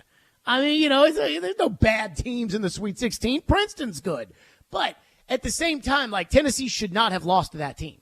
I mean, Tennessee is bigger than that team. I thought in the first half, until the very, very end of the first half, I thought Tennessee controlled the game. And I thought Tennessee, just even their size, I didn't think FAU would be able to rebound with them. And it's not like all of a sudden FAU got tall at halftime, but these, 5'10" guards just start flying in and grabbing the rebound. And I'm like, what happened to Tennessee with that massive length advantage at the beginning of the game? I don't know what happened to it.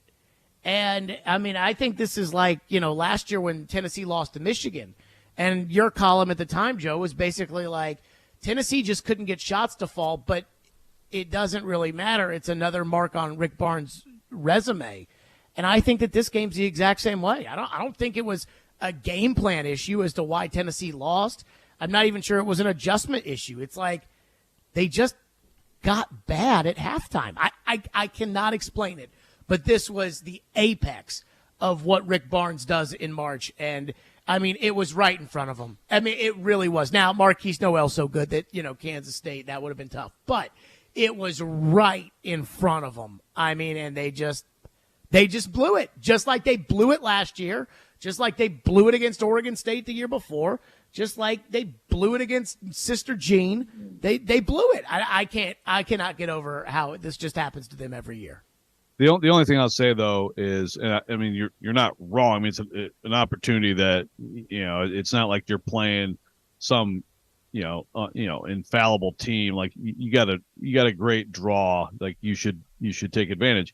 But what happened yesterday has happened a lot to this team this year. I mean that like last year's loss to Michigan, they had wide open shots. They missed wide open shots. Last night, their offense was a stagnant just mess, which happened many times this year. This particular team is flawed in that way, especially without a point guard. So, I mean, I think this is actually more consistent with what they were this year than some like March trend. Well, that makes sense. To that point, Jared, I mean, obviously, anytime Tennessee loses in the tournament, the Rick Barnes conversation resumes. We've heard from some Tennessee fans this morning that are mad, that are fed up with Rick Barnes, some others that are not, and know what the program was before Rick Barnes. Where do you fall in to the Rick Barnes conversation, and what do you think it actually takes for him to be in jeopardy of losing his job at some point? I don't think that's now. Do you think that even exists at this point with where this Tennessee basketball program has been? Okay, so I think we could all agree that I probably have the quickest trigger when it comes to coaches around here.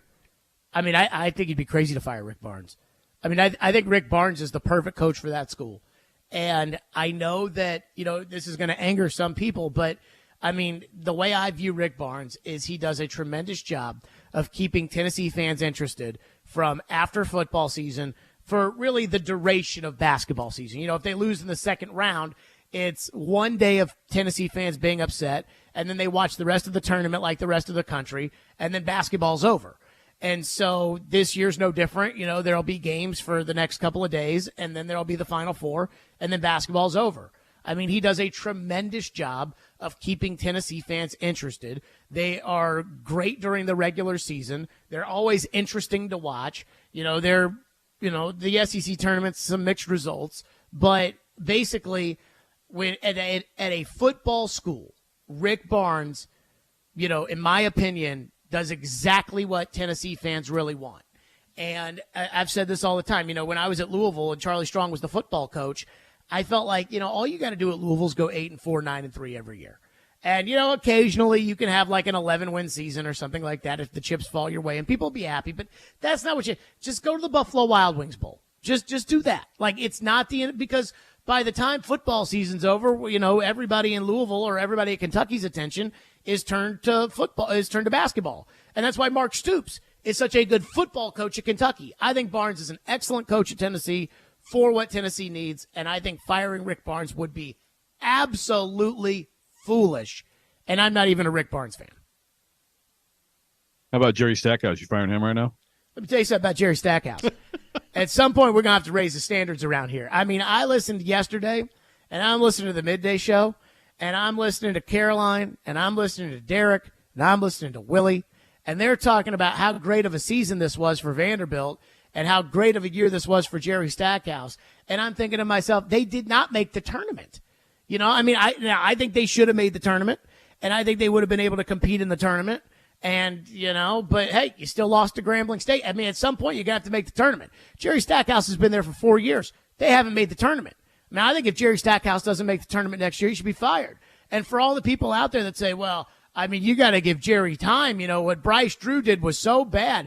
Bryce Drew makes the NCAA tournament. I don't know if everybody else noticed that. Plus, Jerome Tang, who's been at Kansas State for all of 5 minutes, is in the Elite Eight. In the era of the transfer portal, it ain't that hard. So Jerry needs to start making the tournament. Save that clip. In the era of the transfer portal, it ain't that hard. Okay. It ain't that hard for Jerome Tang. Yes, he has an incredible 1-year portal team. That is true. It's not that hard for Gates at Missouri. Yep. Okay. So, I mean, all these other coaches don't need 8 years to fix what the other coach did. The other coach who's been to more NCAA tournaments since the Jerry Stackhouse has at Grand Canyon. What about Kenny Payne? Oh, but hey, ain't no fixing that. Thank you, Joe. Kenny. Kenny Payne. Keep Jared, Kenny in my thoughts and prayers. Last thing for you here. The Titans, we know what they've done in free agency to this point. What do you think the chances are that they make a trade for a Mike Evans or a DeAndre Hopkins or somebody of that mold with the wide receiver? I mean, I'll ask you this. What are the chances that the Nashville Sounds elevate into the American League? 0. What are the chances the Titans, the lowest payroll in the NFL, make some kind of earth-shattering, unexpected move? 0. Come on. The Titans, they're not going to do that. Now, I don't know if you heard Pac-Man's report yesterday. I did. The Titans are not on DeAndre Hopkins' list. I saw that. Yes. And it's a weird feeling that I have because shout out to Pac-Man. I don't want to be. Hey, I like Pac-Man. I do not want DeAndre Hopkins. And if Pac-Man were to have listed the Titans as one of the teams on the DeAndre Hopkins list, the text line and the callers would have blown up with, "We need D-Hop." And I would have been like, no, it's Julio 2.0, PED suspension, bad attitude. I don't want any part of DeAndre Hopkins. But the fact that, the Titans aren't on DeAndre Hopkins' list, I'm almost kind of offended, and I don't know why. But it just drove me crazy. But no, the Titans are not going to swing some massive trade. I would hope that they would, but they won't. And the reason that they won't is because they need their picks. So I don't see the Titans dealing their second-round pick this year when they need that pick to be a young player that's going to be good because, they drafted too many bad players lately. Jared, have a wonderful weekend. We look forward to your tweets this weekend about the college basketball tournament. Thanks for being with us, and we'll talk to you next Friday. I didn't get a rebuttal from Joe on my Jerry Stackhouse take. What specifically would you like me to address? Did you think any of it was wrong? I can tell Joe is freaking exhausted because he is not in the mood this morning. No, I'm fine. No. Look, I mean, honestly, you pick and choose. This coach did, that's fine. Look, I think Dennis Case, both those guys did a great job this year. I think Jerry Stackhouse did a good job too, and has done a good job. But I don't disagree that you have to make the tournament. I mean, I think that it's fair to expect that by next year. I think they will be a tournament team unless the portal really rips them apart. But whose fault would that be? No, that's fine. Well, look, man, that's all on the coach. It's a tougher job now. That's the thing. I mean, you say it's easy. I mean, it is a way tougher job with the portal because you have to constantly guard your own players. But of course, it's on him. It's on the guy making the huge salary. Ultimately, bears the responsibility. So I don't disagree that if they, however it comes about, don't make the NCAA tournament next year. I don't know that I'd fire him. That it's fireable. But I think the seat should be hot if he doesn't make the NCAA tournament. I think it's 5 years, no NCAA tournament. Fireable? They need to make the tournament next year. Yeah, I mean, I agree. They need to make the tournament next year. I mean, it's again, not to dump on the midday if show they're because I do bad, love those guys. maybe it's fireable. I mean, I do love the midday show with all my heart. That's why I listen every day, and then I get triggered by it. But I would say, the way that when I was driving into Central Barbecue yesterday, the way they were talking about Vandy season and everything, I thought that I was wondering at what time, after the show, if they were going to go get fitted for NIT quarterfinal rings. That, I mean, and that sentiment is ridiculous, in my opinion. But who knows? Jared, have a great weekend. We'll talk to you next week. See you guys. All right, Jared Stillman, our guest here on Robby and Rexrode, joins us every Friday morning at 7 o'clock. We'll take your thoughts, 615-737-1025, 615-737-1025. We'll get back into Tennessee's loss to FAU last night, get into the Preds win against Seattle as well. All that coming up next. This is Robby and Rexrode, 102.5, 106.3, The Game. Every Wednesday at noon. That fits the mentality of what they're going to do. Outkick 360's Jonathan Hutton joins Caroline, Willie, and D-Mace to talk all things Titans and NFL. Much more creative in how you go about calling certain plays. He's got opinions and insights on the two-tone blue. That doesn't mean that you can't have great or don't need great quarterback play. Catch Hutton every Wednesday at noon on 102.5 and 106.3 The Game and the Game Nashville app. Imagine yourself in a new Toyota, like the adventurous new RAV4. The best-selling SUV in America is the right size vehicle for you. Now through April 4th, you can get low 3.99 APR financing on a new 23 RAV4. With approved credit through TFS, excludes hybrids, and every new Toyota comes with 2 years no-cost maintenance included. Get complete details at buyatoyota.com. Ready, set, go get your Toyota today. Toyota, let's go places. Ever tried to shop for a diamond online? They all look great on the computer screen, but the fact is, most reputable jewelers like Genesis Diamonds wouldn't touch them with a 10-foot pole. These are the diamonds that nobody wants to buy. We call them the B-quality diamonds. That's Genesis owner Boaz Ramon, who says that even diamonds with the same grade and specs on paper can be very different when you see them up close in person, especially the ones from online dealers. Those diamonds gonna look always cloudy or dirty. It's like you're wearing your glasses and there is fingerprints all over the glass. You just don't understand, or nobody told you that the material that this diamond was cut from was not the best material. Why risk it? At Genesis Diamonds, they screen thousands of diamonds and only choose the best of the best for maximum brilliance, sparkle, and luster. Genesis Diamonds, Green Hills and Cool Springs. I'm Boaz Ramon, and my accent is always on value. This is a special alert to all Americans who own a vehicle with less than 200,000 miles with an auto warranty about to expire or with no warranty coverage at all. Due to a decline in the economy, CarShield is announcing a low-cost month-to-month vehicle protection plan that is now available to the public to save any driver out-of-pocket expenses on future auto repairs. Call now to find out how you can pay almost nothing for covered auto repairs. Yes, you heard that correctly. Pay almost nothing for covered auto repairs. An open phone line has been established for all drivers to call for a free quick quote. Call 800-484-5131 now. Drivers who are covered will not have to pay for covered repairs again. This protection plan is at an all-time low. Additionally, drivers who activate this vehicle protection today will also receive free roadside assistance, free towing, and car rental options at no additional cost. Call us for your free quick quote today. 800-484-5131. That's 800-484-5131. What do you have to lose? Call 800-484-5131. Again, 800-484-5131. In business, everything your employees do impacts your brand, including what they wear. Cintas has high-performance workplace apparel for almost every job imaginable. From work shirts and pants, to polos and khakis, to Oxfords or T-shirts, these clothes move, breathe, and look great. Your team gets the styles they like, you convey the image you want. And Cintas service includes weekly laundry and delivery. To learn more, visit Cintas.com. Oh, I'm ready! And get ready for the workday. We try to stay cool by being on social media. I'm with it. I'm hip. Follow us on Twitter at 1025thegame and on Instagram at 1025thegame Nashville. Hey! Oh yeah, and like us on Facebook too. You're locked into Robby and Rexrode. Every morning, first thing. On 1025 and 1063 The Game and the Game Nashville app. The era of the transfer portal, it ain't that hard. So Jerry needs to start making the tournament. Oh, save that clip. In the era of the transfer portal, it ain't that hard. Okay. It ain't that hard for Jerome Tang. Yes, he has an incredible one-year portal team. That is true.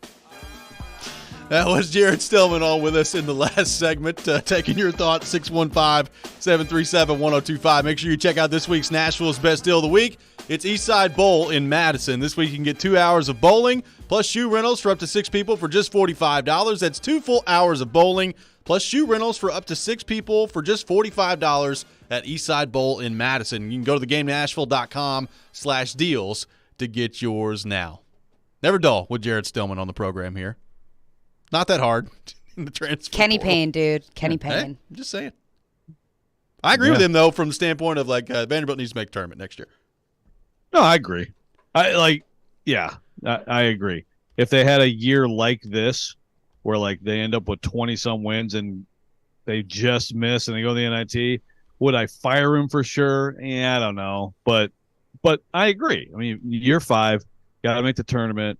And if they – I think that they're set up to do that if they, if they don't have any shocking portal losses. I think they will, but we'll see. You got to play well. You got to play better earlier in the season, no doubt. How about this from Chris Vallette on Twitter? Says, it's fascinating how different coaching philosophies are between an Izzo, or how different coaching philosophies are between an Izzo and Barnes. It seems every decision is aimed towards a national championship run. Barnes and the majority don't see it that way. This from Chris Vaulette on Twitter. I guess saying, Izzo, every decision is made towards a national championship run? I don't know. I don't really understand that message. I mean, Izzo's won one, and it was 23 years ago, but he's had a lot of Final Four teams. He did not show up to the pre-show meeting this morning. Yeah, nah. And we cut him some slack today. We had to give him a break today. Yeah. Yeah. I have made the comparison. Izzo and Barnes, I think, are very similar coaches. I think I've said this before, but they're similar coaches. Old school, get in your face, all that stuff.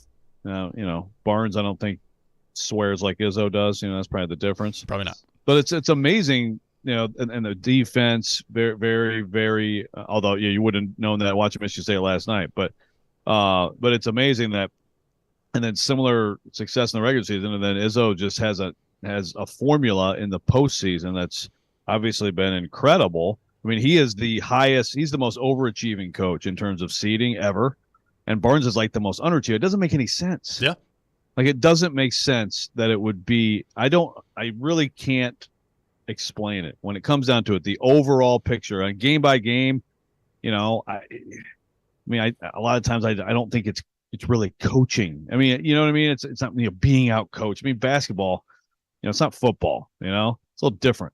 But at the same time, the big picture of it is it's confounding how it's just pretty consistent with him, and I don't know what it is. Henry on the text line says the regular season Rick Barnes narrative is actually quite stupid.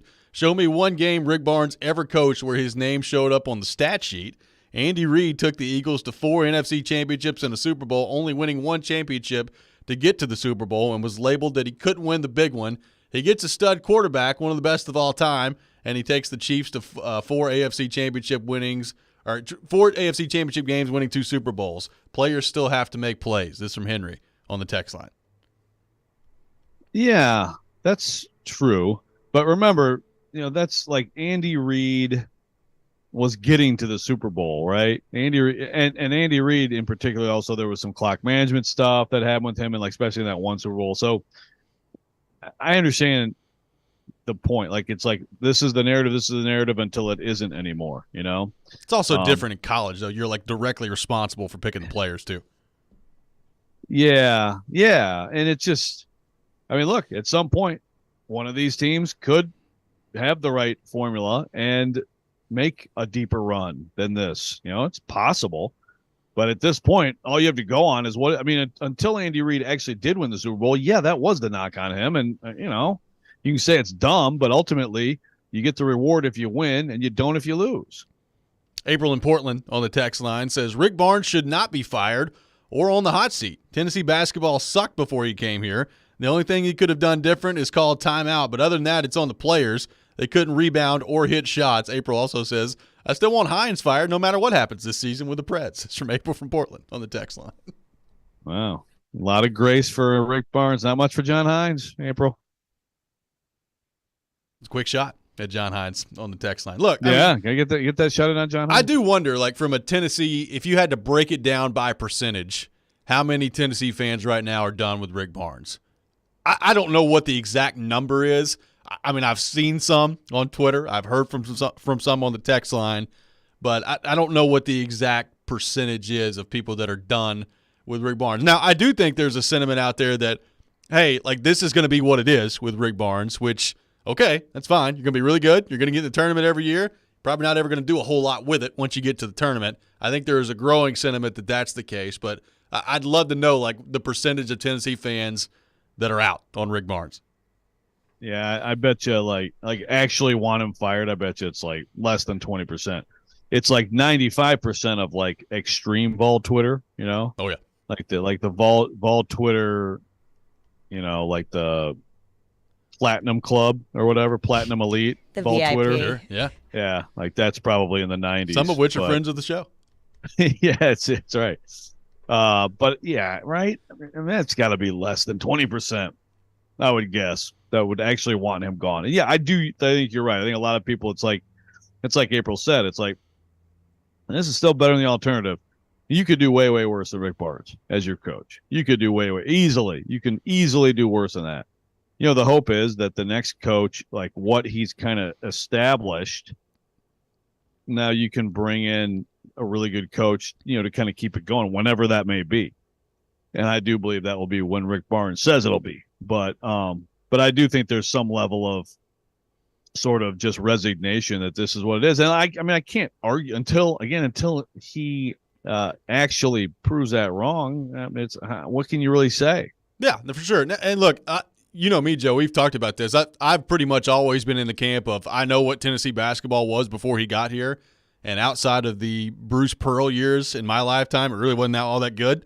So, like, I've always kind of taken that approach with Rick Barnes, and I'm still there. Like, I don't want Rick Barnes fired. Now, having said that, you said something earlier that I agree with as well. Like, I think that excuse and that line of thinking is fine, and it goes on for a while. But at some point, there is kind of a new floor that's established and a new level of expectation and all of those things. And I don't think that they can just keep Rick Barnes forever just because before Rick Barnes got here, it was bad. And I don't know if we've reached that point yet in terms of, like, you got to consider making a change because, the round of 32 or the Sweet 16 isn't good enough when you're paying somebody Final Four money. But I'm just saying, like, at some point the expectation level changes when you've had the success that he's had, and credit to him, he would be the reason why the expectation level would be changing. I just don't know if we're 100% there yet with the Tennessee administration, which is ultimately what matters because they're the ones making the decision. Yeah. And it's always, it's the AD didn't hire him, so that's always something to consider. Yep. If the AD didn't hire a coach, there's some less security, but yeah, nowhere near that conversation in my opinion at all.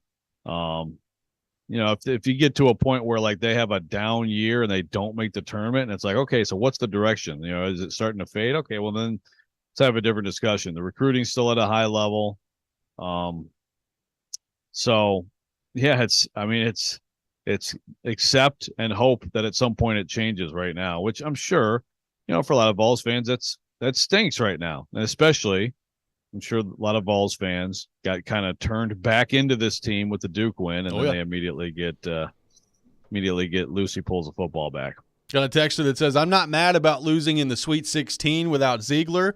I'm mad about losing to FAU in the Sweet 16 and getting embarrassed on the boards by a bunch of 5'11 dudes. This is from an unnamed texter on the text line. Yeah, there was some some huge offensive rebounds that they got, that FAU got, that they should not have gotten. So credit to them and discredit to the Vols on that one. I did not anticipate that happen. I will argue with you again. 34-3. Say whatever you want. That team, and I know Florida ended up not being good. Remember, when Florida had Colin Castleton, Florida was an NCAA team. Florida was a fringe top 25 team. They won at Florida. They're 34-3. It's a legit team. It's brand-wise, it's like, you lost to FAU, but they got some guys on that team. That John L. Davis didn't have a huge night last night, but he is a player. So you have to keep that in mind. But I understand right now who wants to credit FAU. We'll continue to take your thoughts, 615-737-1025, 615-737-1025. We'll get into the win for the Preds last night against the Kraken coming up next as well. You're listening to Robby and Rexrode, 102.5, 106.3, The Game. When you want all the... Going in and the score. Blast the score. He risks one, they score. And don't forget the... Oh, what a stop. Sliding across to make the save. The backhander, nice stop. When all you want is... Smashville. We have you covered. Hear every Predators game right here. We are your home for Smashville. 102.5 and 106.3 The Game and the Game Nashville app. Get a great deal on one of the most versatile tractors in the industry, the Kubota BX, which is part of Kubota's tractor lineup rated #1 in durability and owner experience. Stop by Krebs Kubota today and bring home select BX series equipment for 0 down, 0% APR for up to 72 months, plus save up to $800. Now through June 30th, see Krebs Kubota or go to KubotaUSA.com for more details. Krebs Kubota, Middle Tennessee's preferred equipment dealer. Columbia, Franklin, and Murfreesboro. Online at KrebsKubota.com. It's the Electronic Express famous half-price fair. This week only, save up to 50% in every department, including all 4K TVs, appliances, laptops and tablets, speakers, and more. You'll not find a lower price anywhere. We guarantee it. The famous half-price fair. It's first come, first served. Sale ends Saturday at 9 p.m. Hurry into any of our convenient locations. Plus, get up to 3 years free financing. The Electronic Express famous half-price fair ends this Saturday at 9 p.m. Golfers, tee it up at Edwin Watts Golf Shops for the hottest new arrivals from Titleist. Check out the new Pro V1 golf balls, designed for longer distance, more consistency, and unrivaled control. Swing by Edwin Watts Golf Shops and elevate your game with the new TSR Woods, engineered faster, longer, and straighter. Come in and get custom fit for free today. Edwin Watts Golf Shops, home of the 90-day satisfaction guarantee, unmatched service, unmatched expertise. Sports and leadership go hand in hand. In fact, 94% of women executives were student athletes. Play Like a Girl is creating a more equal playing field for the next generation of women in leadership. You can help too. Become a mentor, donor, or volunteer. Learn more at iplaylikeagirl.org/mentor. Take your first shot at hoops with FanDuel Sportsbook. Sign up today by going to FanDuel.com/play and make every moment more with FanDuel. 21 plus in select states. First online real money wager only. $10 deposit required. Refund issued as non-withdrawable bonus bets that expire in 14 days. Restrictions apply. See full terms at FanDuel.com/sportsbook. FanDuel is offering online sports wagering in Kansas under an agreement with Kansas Star Casino, LLC. Gambling problem? Call 1-800-GAMBLER or visit FanDuel.com/RG in Colorado, Iowa, Michigan, New Jersey, Ohio, Pennsylvania, Illinois, Tennessee, and Virginia. 1-800-NEXT-STEP or text NEXT-STEP to 53342 in Arizona. 1-888-789-7777 or visit ccpg.org/chat in Connecticut. 1-800-9-WITH-IT in Indiana. 1-800-522-4700 or visit KESGamblingHelp.com in Kansas. 1-877-770-STOP in Louisiana. Visit mdgamblinghelp.org in Maryland. 1-877-8-HOPE-NY or text HOPE-NY 467-369 in New York. 1-800-522-4700 in Wyoming or visit 1-800-GAMBLER.net in West Virginia. When you want live and local, If they were just better at the offensive line, You can be a contender in the AFC again. they've had more winning seasons than not. 102.5 and 106.3 The Game has you covered. Looking for some national programming? why do I want to get a running back like that 5 more years? AFC now is so deep at quarterback. Check out 94.9 The Fan. Nashville's home for all things sports is 102.5 and 106.3 The Game and 94.9 The Fan. Hey Nashville, this is Paul Feinbaum and you're listening to Nashville's best sports talk, ESPN 102.5 The Game.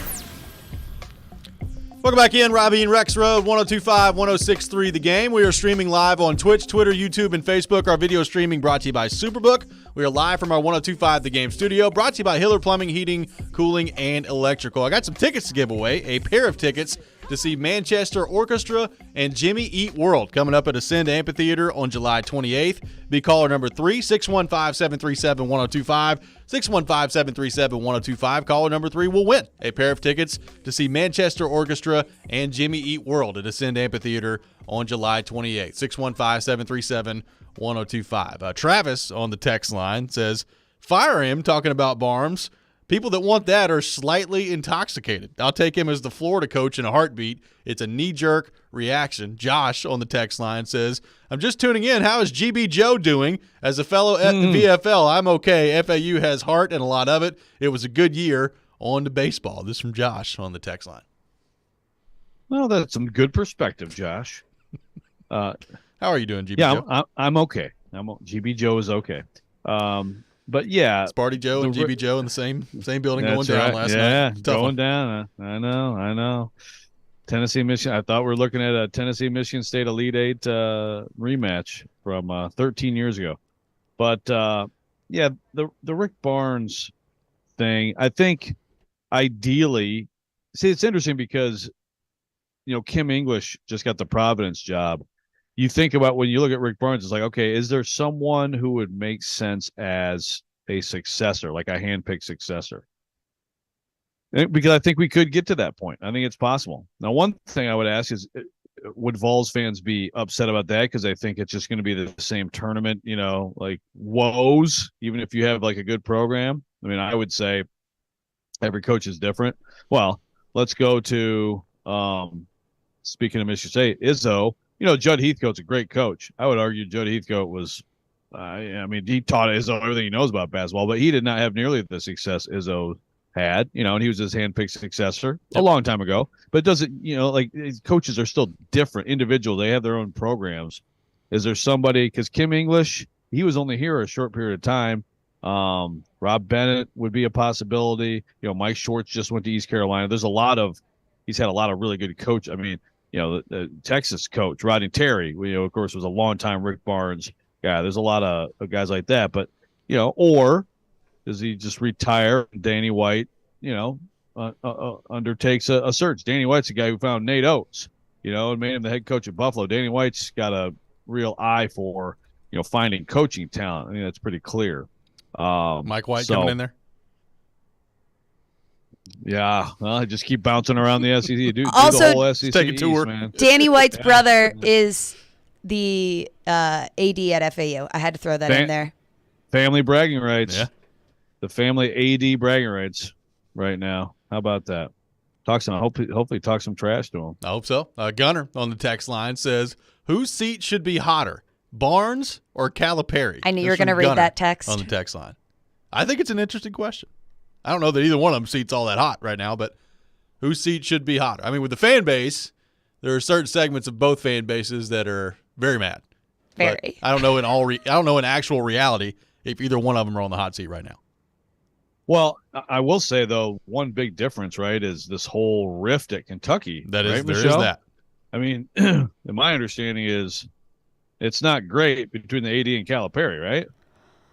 There were some meetings, per some of my inside sources who work. Some meetings who work within who are on the basketball staff. I know there have been some meetings, and I know the AD is, he's kind of on the football side of things. I don't think Stoops. He's on Team Stoops. I remember the Stoops Calipari drama was awesome. Need more of that. I don't think any of it. I think it was more of like, Cal, come on. Like, really, dude?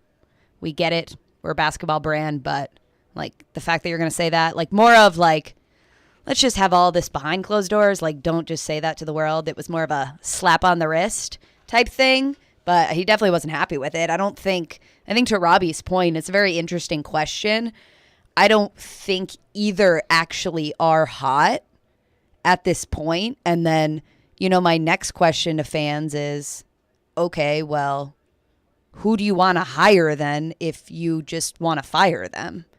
Because it's a hard job to coach at both schools. Kentucky, football-wise, basketball-wise, the expectation is very, very high. And, Vols fans, your basketball expectation has definitely been raised in the last couple of years. So that's my question. I've heard people say they want Bruce Pearl back. He's had success in the postseason at Auburn. I get the idea. If he's going to rant like he did every time after the Bama game, I'm all for it. Bring him back. Yeah, Bruce. Yeah, I don't think we'll see Bruce. I don't think Pearl it's in going. Knoxville. But see, I think in all seriousness, on the hot seat, I think it's just naturally Calipari, just because like there's still a totally different expectation level at that program than Tennessee, right? Yeah, I agree. I would guess, if Kentucky goes a couple more years and doesn't get to the second weekend of the NCAA tournament, that to me is like that's a problem. If Tennessee does that for the next few years, it'll be a lot of like same old stuff, But like you're talking, come on, this year you guys are all ready to run him out of town in January. Yes. So I blame the job I have for that. Because y'all got to my head. So mission accomplished. I blame you all because things started to settle down after a bad South Carolina loss. They did. And I'm cool. I'm calm, cool, and collected right now. I've tried to look at it with a big Kansas State fan now. Yeah. I found out that my brother coached one of the guys on the team. So there you go. Yeah, big K-State fan. Nice. Joe, the Preds win last night 2-1 in a shootout against the Seattle Kraken. Obviously, a big win for the Preds. They were down 1-0 for a while in the first half of that game. Kiefer Sherwood scores last night, and they're able to stretch that game to overtime. UC Saros made several really good saves. He made 2 in the third period that were just unbelievable last night. Just incredible saves from UC Saros. They get to the shootout. Matt Duchesne scores. Philip Tomasino scores, and UC Saros shuts the door. And the Preds win last night 2-1 against the Kraken. So it's interesting. It's, really in all actuality, it kind of hurts the Preds that they let that one get to overtime last night because the Kraken got a point, and everybody's focusing in on the Jets, and the Jets win last night. So the Preds are still 5 points back of the Jets with 3 games in hand. But the Kraken are just in front of the Jets. Preds are 6 points back of them with 1 game in hand. So if you could have got that one last night, you'd have been 5 points back with an opportunity to play them again tomorrow and win in regulation and be 3 points back. Either way, it's good for the Predators to get the win. And defensively, I thought they played pretty well for the most part last night, but UC Saros was unbelievable. Well, they just keep, I feel like, it's going to start heading that way, and then you get a win like this. So, credit to them for hanging in there. And, that's obviously a very good team. It's had a tremendous season. So, you got to be impressed given all the people they're not just people who are gone for good, but all the people they're missing. Yeah.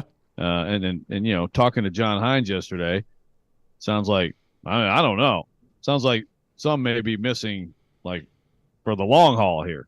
Yeah, he said Yossi was day-to-day and that Carrier, Forsberg, and Parson were not day-to-day. That was the phrase that he used yesterday on the shows. I don't know exactly what that means, but that doesn't sound like they're close to coming back anytime soon. Preds back in action tomorrow against Seattle. It's an interesting weekend. They got the Kraken tomorrow again and taking them on again, and then a back-to-back at home, which you don't see that happen too often around here. They'll have Toronto coming up on Sunday, and we know how high-powered they are. So the next 4 games for the Predators, the Kraken, and then against Toronto, which is one of the best teams in the East, on the road at Boston, which has been almost impossible to win at so far this year, and then on the road in Pittsburgh. So the Ron Hextall, Mikhail Granlund reunion coming up next weekend, which I know, Joe, you're very excited about. I just hope the Preds do a video tribute to Ron Hextall soon. Thank you, Ron. We appreciate the picks that you've given us. Thank you very much. 615-737-1025, 615-737-1025. Coming up next, it's time for the Red Rant with Michelle Knezovic. We're excited about that one. You're listening to Robby and Rexrode, 102.5, 106.3, The Game. The college football season never stops.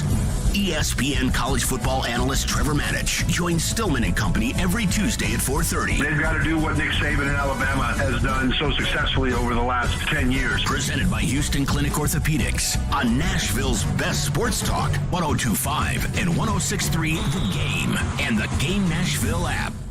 Spring in and style up with huge savings on top athletic brands at your Dick's Sporting Goods warehouse sales store in Franklin. Stay active this spring with up to 70% off the athletic styles you love. Shop deals on thousands of styles from top athletic apparel and footwear brands like $10 tees, tanks, and shorts for the family, $20 swimwear, $20 golf polos, and running footwear for $60 or less. Find incredible deals and incredible style at your Dick's Sporting Goods warehouse sales store in Franklin at Watson Glen. Bar Lines in the Omni Nashville Hotel. Hey Nashville, it's Chef Phillip at Bar Lines at the Omni Hotel. Come try our new hot dog burn ends. Nathan's all beef hot dogs smoked over pecan wood, tossed in honey sriracha barbecue, topped with a cool crema and crisp spring onions. One of my favorites. Attending an event downtown? Dine at Bar Lines in the Omni Nashville Hotel. Join the Nashville Area Chamber of Commerce April 3rd through 6th for an exclusive look into what makes Nashville the IT city. Whether you're new to town or a Nashville native, Intro Nashville gives you the opportunity to become engaged and connected to our city's community. During this multi-day immersive program, you'll hear from over 20 community leaders and industry experts whose storytelling unlocks a comprehensive view of our city and region. Gain historical and economic perspective on Nashville while establishing relationships with local business leaders. Register now at intronash.com. Creation CBD products. Creation began as our family's mission to provide the Nashville community with locally and organically sourced CBD products. We are passionate about providing high-quality CBD products for everyday use. Tinctures, topicals, and pet products too. We are a Pick 10 company. Our hemp is organically grown and produced in Nashville, Tennessee from sustainably sourced non-GMO genetics. All of our products are lab tested. Find all of our products at CreationCompany.com. The sports talk doesn't end on Friday. Join Michelle Knezovic and Junie Riddle for Michelle and Junie. As long as he wants to coach there, he will be able to coach there. I think that really did save the hope of this team. Michelle and Junie, presented by Superbook Sports, every Saturday morning at 9 on 102.5 and 106.3 The Game and the Game Nashville app. You're listening to Robby and Rexrode. It's part of this nutritious breakfast. On 102.5 and 106.3 The Game and the Game Nashville app. She can be fiery when you make her mad. Are you kidding? I'm working. It's Michelle's turn for the Red Rant. Look, you can't pull me out of this right now. Now on Robby and Rexrode. And it is that time of the day, time for the Red Rant here on Robby and Rexrode. You can check it out every morning at 7:45, either the Rex Rant, the Red Rant, or the Rob Rant. Let the record show. 3 Rob Rants this week, 1 Red Rant, 1 Rex Rant. Joe has been replaced officially. That's what we're going with. I appreciate it, guys. I like this. Let's keep this rolling. So I tried to get myself on the Zoom because this one I'm very heated about. And I just couldn't figure it out to work. So we will get it to work, and I will have another Red Rant coming up. But I think that I always have to preface my Red Rants because they are far and few in between. But when I have something that I am feeling very strong and very passionate about, it's usually a text to you all like, Red Rant, book it. And I think mine came through at about 11:30 in all caps last night. I was heated. And you know, I have to call out one of our own today. Oh, boy. Chase McCabe. Oh, boy. My fellow co-host that comes up right after the show. And I doubt he's listening to it because unless he's still up in Vegas right now, he's enjoying himself. But I'm watching this Tennessee basketball game last night, Tennessee FAU. Watching it at a local establishment, and the game comes to an end. FAU pulls away and they win. And I'm alerted by Ryan, and he's like, oh gosh, look at this tweet. Because he knows that this is a specific sports argument that bothers the hell out of me. It gets me so pissed off when I see people tweeting things like this. And I'll read the exact tweet. Oh boy. Quote, how much of this is FAU is just good or Tennessee was looking ahead? Oh. Okay. I'm a big college basketball fan. I think that's proven on this show. Let's take a look at the teams that are in Conference USA. And to remind you, FAU has lost 3 basketball games all year long. 3 basketball games. Okay, some of the teams. Ready? Northern Kentucky, who made it into the tournament and lost by 10 points to Houston, the number 1 team in the country, and it was a close game throughout the entire game in the first round. Okay, we also have UAB, who just went head-to-head with Vanderbilt and now is in Las Vegas, and they're playing in the semis for the NIT. I think that proved they were a very, very good team as well. You've got MTSU locally, who's actually one of the only teams who beat this FAU team this year. There's more teams that I'm forgetting, but I'm looking through right now. There was another one I wanted to mention, but whatever. Point being, this is a very, very good FAU team. I know they're not a big brand in college basketball, and I know this loss sucks, and Vols fans probably hate me right now. I know that you already do, but it's okay.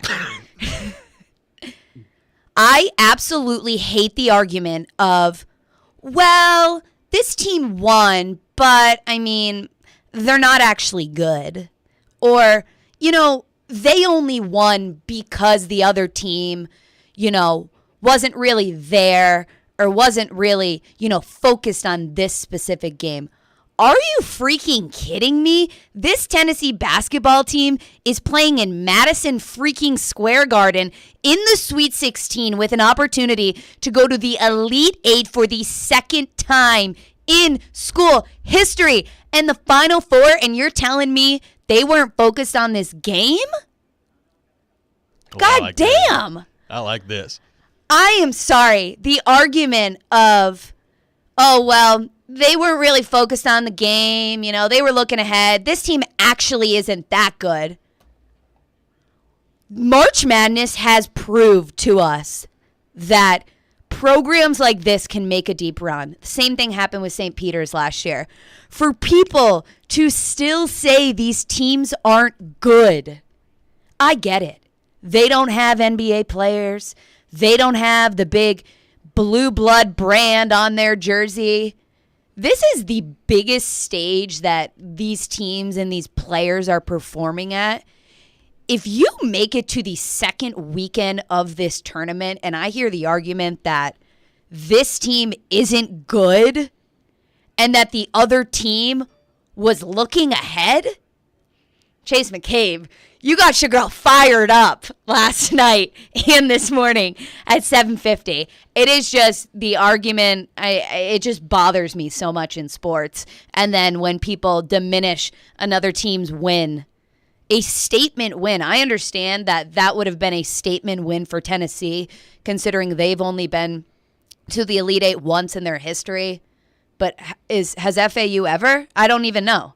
I mean, this is a statement win, and those guys played their butts off last night. So I just want to point out, I was the only one that picked FAU out of you three in Collier Shot Friday against Kansas State. Just want to point it out. Yeah, right. And as I will say, where's the respect to FAU now? Kansas State they are my new favorite team. But I mean, this happens in not just college basketball, but it's the most recent one. And I don't know. I guess to me, we've seen smaller programs like this make runs.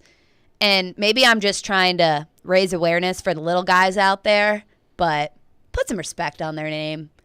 St. Peter's, Princeton. I mean, I know Princeton's Ivy League, but I love it. I love when we see teams like this. St. Peter's last year, right? Stop with well, are they really good, or is it some March magic? I get it. I get the tournament. It's formatted this way to see teams like that. That's part of the reason it's so incredible. But none of this, they're not good. Hey, listen, those guards out there, they're making shots to win the game. You can't tell me they're not good. So I think the thing about that really, like, the whole, are they looking ahead? Like just step back and think about that for a minute. Like you're like you said, Michelle, you're at Madison Square Garden. This is the Sweet 16. This is a huge stage. None of these guys have been there. I mean, none of the Tennessee guys had ever been in the Sweet 16, but they're looking ahead.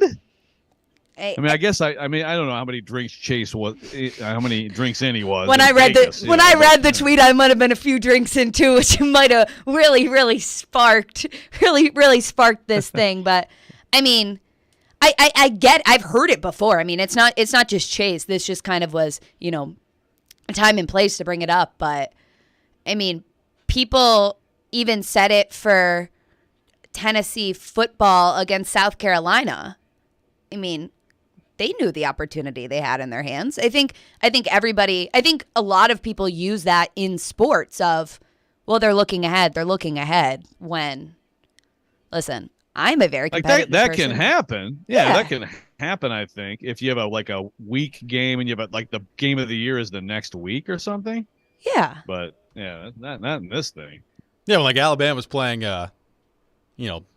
left, right state or whoever it is down there. And Nick Saban spends all week yelling at them and yelling at the media about how they can't look ahead. I mean, it definitely happens in sports. Once you get to the Sweet 16, though, I don't know that that's really a thing. I think it's one of those things, too, where, like, Tennessee, I don't think the game yesterday had anything to do with them looking ahead. I think it was they did the same thing that they've done a lot this year, which is offensively.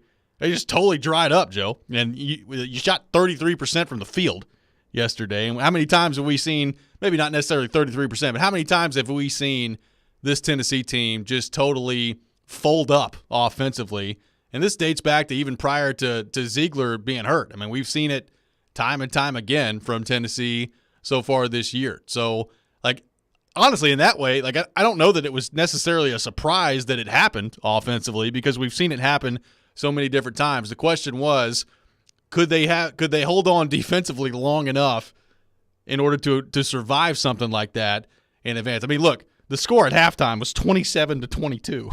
I mean, it was unbelievable. The score at halftime and the defensive, I guess you could call it defensive display or lack of offense from both sides, whatever you want to call it. But it was definitely one of those Tennessee-type games heading into half, and then they gave up 40 in the second half. By the way, this does not diminish your rant at all, Michelle. I'm getting some response. Northern Kentucky's Horizon. No, yes, I know. I know. I just meant teams that they beat this year. But yes. There you go. And okay. yeah, so I know. That was a shame on me. That was a good red rant, what that was. Yeah. That was really good. And I've got to look because Junie just walked in here, I could have gone on my whole Louisville basketball Rick Pitino rant. He's sitting laughing right here right now, but we'll save that for the summer. Yeah, tell me that real quick. Junie said, what about Rick Pitino? Rick Pitino is innocent. Yeah. No, he never ran a dirty program. No. Look, I'm interested to see how he does at St. John's. He's going to bring him back. But I don't know what he's bringing him back to, but he's bringing him back. A modern-day Louis Carnesecca. Yes, very much so. 615-737-1025, 615-737-1025. Coming up next, we'll be joined by Teron Davenport, ESPN NFL Nation Titans reporter. We'll get his thoughts on the Titans, what they've done to this point in free agency, and what could still be coming for the Titans as they figure out how to piece together their roster before the NFL draft coming up next month. That is coming up next. Make sure you join 102.5 The Game for the second annual Music City Celebrity Golf Tournament, benefiting Souls for Souls on June the 7th at Hermitage Golf Course. You can put your team together and come play with athletes, musicians, and other local celebs to support a great cause, and you'll have loads of fun. Plus, you'll have the chance to win awesome prizes. You can sign up to play, sponsor, or donate at thegamenashville.com/golf. You're listening to Robby and Rexrode, 102.5, 106.3 The Game. All the big plays. Ball right to score. Yoshi sets up Matt Duchene. All the big stories. For the Predators, are you holding on to what you got or are you selling some guys off? All in one place. We are Nashville's best sports talk. 102.5 and 106.3. Green flag is in the air. It may not happen that way every game. His shot stopped. Gotta play better, gotta coach better. TD Tigers. The Game and the Game Nashville app. ElectronicExpress.com. We make it happen. Time for the Preds Report. Presented by Newton Nissan. The Nashville Predators and Seattle Kraken battled last night at Bridgestone Arena. It was a 1-1 game after regulation and overtime, so they went to a shootout to try to decide it. Matt Duchene scored on a wrister, and then to clinch things, it was the youngster, Philip Tomasino, coming in. Tomasino comes in down the right side, hesitates, he scores! Predators win it! The Predators win in the shootout here tonight. Predators will go on and win the game, as it turns out, 2-1. Predators now have picked up 2 very big points, and they now have a total on the year of 80. Winnipeg had 83 entering play last night. This is the Fifth Third Bank Nashville Predators Radio Network. All the best car deals in Smashville start at Newton Nissan. Visit them at Newton Nissan of Gallatin or Newton Nissan South in Shelbyville. This is Nashville's best sports talk. ESPN 102.5 The Game. Social Furniture's Spring Home Makeover Sales event is going on now with the latest styles and colors in stock, ready for immediate delivery and setup. If you don't need a fancy schmancy showroom or the stress of a high-pressure sales team, but you don't want to pay high-quality prices, come to Social Furniture. All top-quality furniture and mattresses are on sale now. Don't miss this Extreme Home Makeover Sales event that's going on now at Social Furniture. I shop at Social Furniture because of the way I'm treated. That's Social Furniture on Charlotte Avenue. Houston Clinic Orthopedics wants to thank their patients for voting them the #1 orthopedic practice in the Nashville Scene Poll for 3 years in a row. Their physicians specialize in spine, joint replacement, knee, hip, upper extremity, and other orthopedic conditions. At Houston Clinic Orthopedics, they adhere to all CDC guidelines for the patient's and staff safety. To experience world-class orthopedic care and see a list of all physicians, visit their website at tn.houston.com and book your appointment online today. This week's Nashville's best deal is Eastside Bowl in Madison, a vintage bowling alley, music venue, diner, lounge, and arcade designed by locals for locals. And March 28th, don't miss the Battle of Nashville, Nashville's best Rage Against the Machine tribute band. Right now, you can get 2 hours of bowling plus shoe rentals for up to 6 people for just $45. That's 2 hours of bowling plus shoes for up to 6 people, just $45. Go to thegamenashville.com/deals to get yours now. The Electronic Express Famous Half Price Fair is going on now. Hurry in and save up to 50% on anything in the store. It's first come, first serve. The Electronic Express Famous Half Price Fair going on now. Your Game Center update. The Predators survive in overtime last night against the Seattle Kraken. Philip Tomasino gets the final goal in the shootout to solidify the Preds' win. After the game, Matt Duchene spoke on the Preds' performance. The guys are, the biggest thing is we just battle, and we make mistakes, we make young mistakes, we make normal mistakes that any team's going to make, but we always try, guys work to get back. If they turn pucks over, they get back. If they have a bad defensive play, they work back. I mean, that's the bottom line. It's a game of mistakes, and our compete and our willingness to never give up is a huge part, and it goes right through our lineup. The Predators will face the Kraken again on Saturday in Smashville. Puck drop 1 p.m. The Tennessee Volunteers have been eliminated from the tournament by FAU. FAU topped Tennessee 62-55 and will advance to the Elite Eight. This report is brought to you by the law offices of Amanda Gentry. I'm Michelle Knezovic for 102.5-106.3 The Game. For more, follow us on Twitter at 1025 The Game or visit thegamenashville.com. Live from the Hiller Plumbing, Heating, Cooling, and Electrical Studios. WPRT FM Pegram, WPUC HD2 Laverne. Robby and Rexrode. Chase and Michelle. Caroline, Willie, D-Bay. Stone and Company. Nashville's best sports talk. Crank it up. 1025 and 1063. Crank City score. On both sides of the one big possession. Touchdown, Middle Tennessee. The Game. A Cromwell Media Station. Mixing sports and a little bit of fun. This is fun! On your morning drive. This is Robby and Rexrode. With Robbie Stanley and Joe Rexrode on Nashville's best sports talk. 1025 and 1063 The Game. And on the Game Nashville app. Ladies and gentlemen, it's showtime. Welcome back in. Final hour, Robby and Rexrode, 1025, 1063 The Game. Robbie Stanley alongside Joe Rexrode, Michelle Knezovic here with you on this Friday morning. And as we do every Friday morning at 8 o'clock, we go to our 1025 The Game phone line, driven by WilsonCountyHyundai.com. And welcome in our friend Teron Davenport, ESPN NFL Nation Titans reporter and host of Talking with TD. TD, good morning. How we doing? Hey, good morning. I'm doing well. Hey, Rexrode, listen, man, you always have the phone a friend option. Anytime you need to call me, I am here. I know it was a tough loss yesterday, but I am here, man. And I know you struggled with the shepherd's pie, but I'm here, man. It's been a rough couple of days for him, man. It really has, TD. He needs you. God, I can't believe you brought up the shepherd's pie. Thanks, TD. TD always looking out. That's why we love him here on this program. So, TD, I heard you talking with Jared yesterday about the receivers in the draft, and obviously we know the Titans have to address wide receiver at some point. And as you've pointed out, the options in free agency are not great. There's not a whole lot of great options that are still left out there. As you look more and more and study more and more the receivers in this draft, how deep do you think it is as the Titans prepare to, at some point, you would think, address that probably a couple of times coming up here in the next few weeks leading into the draft and in the draft process as well? Yeah, it's deep as far as receivers are concerned. You could get a guy, all the way up to day 3, and you could get an impact player, and that's something that's good for the Titans. I mean, you look at Xavier Hutchinson from Iowa State. You look at Andre Yosivas from Princeton. You look at Tyler Scott from Cincinnati. There's a lot of guys you could get. You want to go first round and they could move back. You look at Zay Flowers from Boston College. There's guys in this draft that you could get. This is chock full of receivers that have an impact.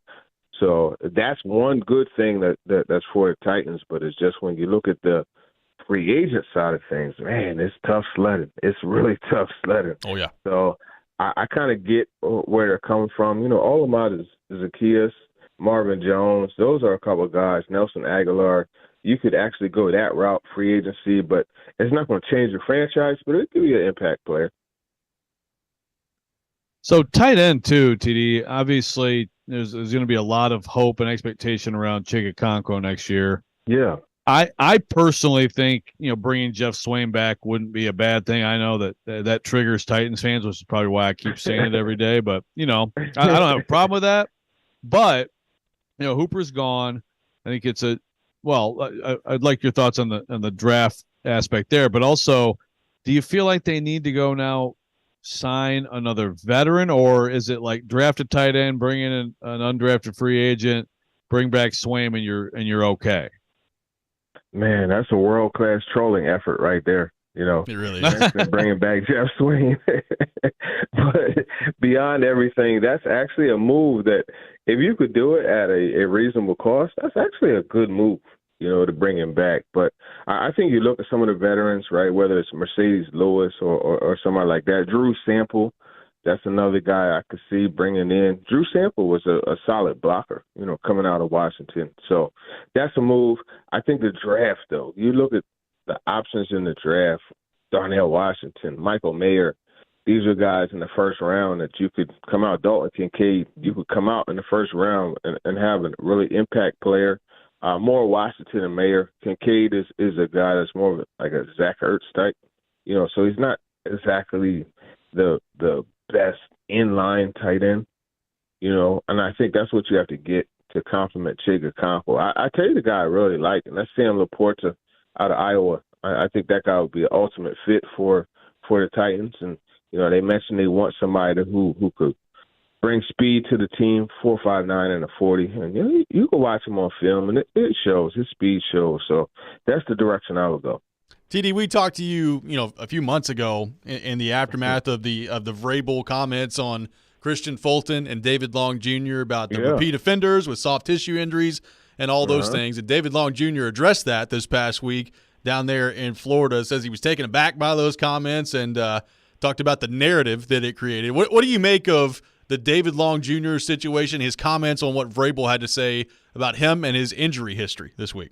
Yeah, man. Listen, when David Long is on the field, I've said it multiple times. I mean, this guy, he plays literally like he's on fire, like he's running out of a building burning. That's the style of urgency that he plays with. So it's fun watching him play. I talked to him a little bit, after this whole situation, and I think when you look at it, obviously there were issues with the soft tissue injuries. The hamstring, it cost him a lot of games, but when he was available, that was a guy that you felt his energy. You felt his excitement when he played.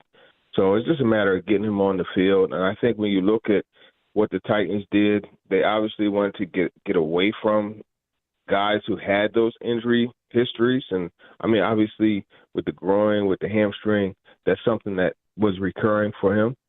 And so they wanted to get away from it, and that's why they brought in Azeez Al-Shire. Now, it's funny because Al-Shire had his injuries as well, but, I mean, we're talking about, hardcore injuries, not soft tissue. So I think really when you look at it, it just a team lost a really good player. The Dolphins, they gained a player that plays with a lot of energy, plays with a lot of fire, and it is just one of those things where I think a change of scenery was needed, and I expect him to blossom, with the Dolphins.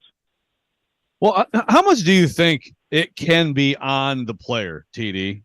For somebody, obviously, I guess if you're just like missing treatment or something like that, or you're not doing it. But to me, it's like you would expect guys to kind of do whatever the trainer tells them, right? And some people are more susceptible than others. But how much do you think that can be actual personal responsibility?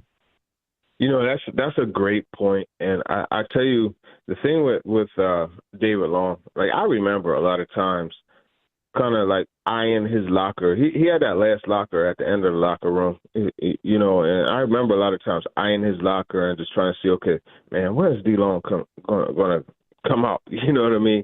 And a lot of times he was late to the locker room as far as availability was concerned because he was getting treatment and those type of things. So it's interesting when you hear Mike Vrabel say, hey, you have to be more than a 9-to-5 guy to to be a pro and those type of things. Mm-hmm.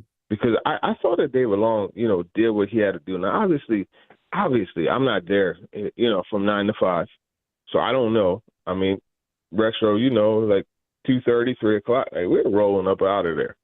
So Right. I don't know that David Long was a guy that was, out of there earlier than the other ones. But I know as far as availability was concerned, he was someone that, you had to kind of keep an eye on because he was oftentimes getting that treatment and stuff before practice or after practice. TD, what were your impressions of Arden Key when he was introduced to the media earlier this week?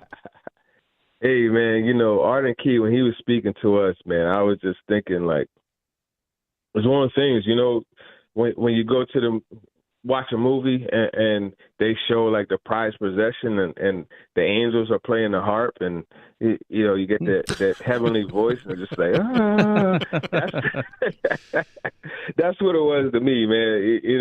Hearing him talk about running the South again, about bringing a winning attitude to the Titans and about everything that he was speaking about, maximizing the opportunity to be more than just a situational pass rusher. I was like, wow, these are the quotes that I needed, and it's one of those things where Kevin Byard is always the best quote, but it's like, hey, I got a compliment to him now. So that's what I was thinking.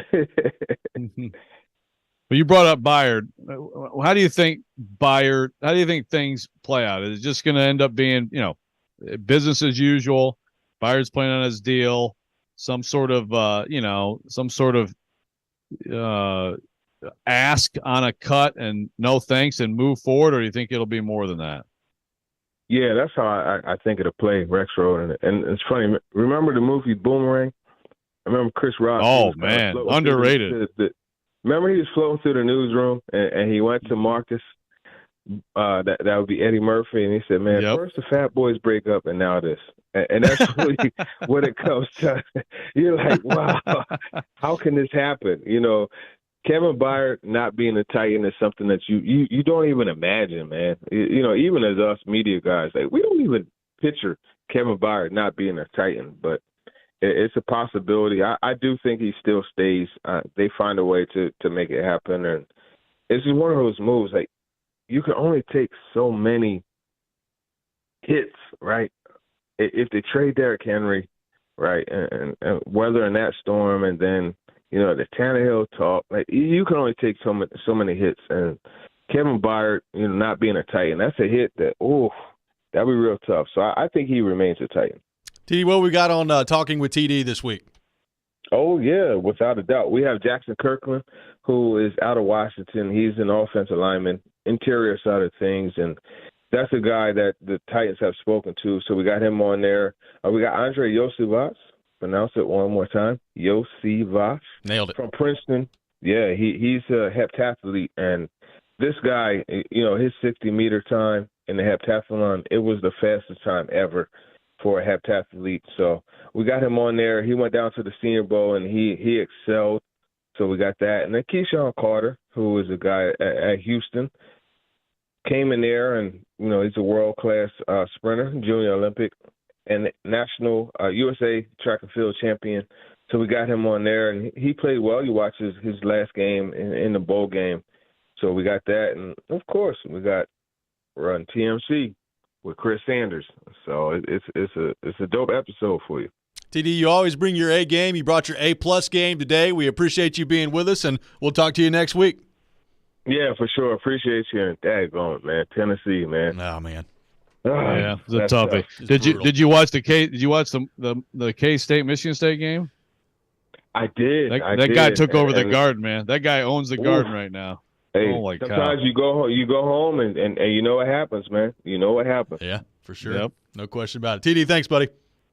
For sure. Absolutely. Teron Davenport, our guest here on Robby and Rexrode, joins us every Friday morning at 8 o'clock. We'll take your thoughts on what TD had to say, 615-737-1025, 615-737-1025. We'll get back into the Vols coming up next as well. You're listening to Robby and Rexrode, 1025, 1063, The Game.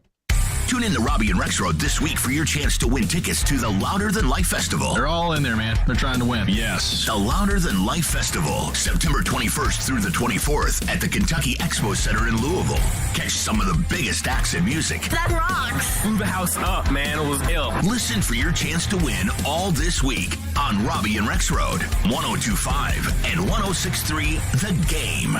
There's never a good time for your furnace to go out, especially in the winter, but it's always a good time to call Lee Company. Our heating and air conditioning pros are available 24/7. No heat? Don't wait. Call Lee Company now at 615-567-1000. Our expert technicians will diagnose the issue and fix it right the first time. When you're cold, you need someone you can count on to bring the heat. Call Lee Company now at 615-567-1000 or visit leecompany.com.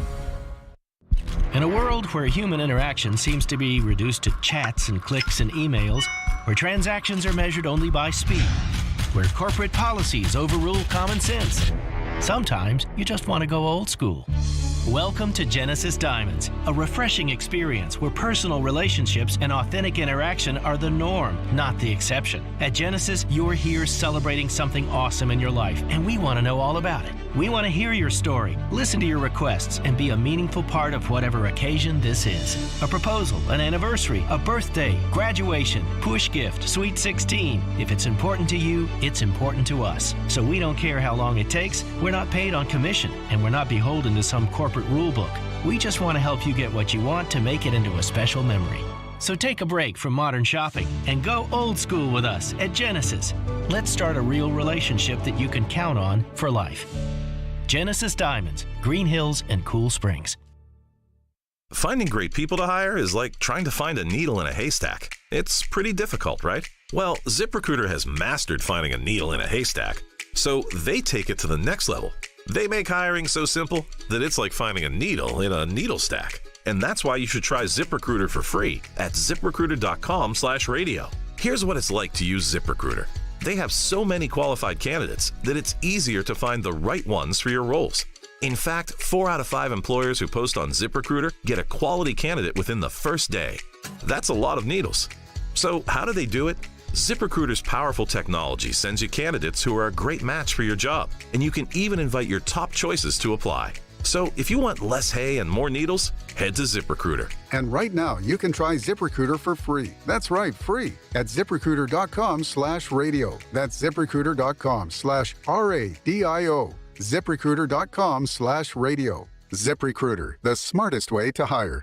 Finding the right person for the job isn't easy. Just ask someone who hired a monster truck driver to deliver pizza. And the neighbors are going wild. You can hear that engine from a mile away, Fran. And he's foregoing the driveway and heading right up the lawn and over the azaleas. What a power move. But if you've got an insurance question, you can always count on your local Geico agent. They can bundle your policies, which could save you hundreds. With 6-foot tires and a roll cage, this pizza guy could quite literally crush the competition. For expert help with all your insurance needs, visit geico.com/local today.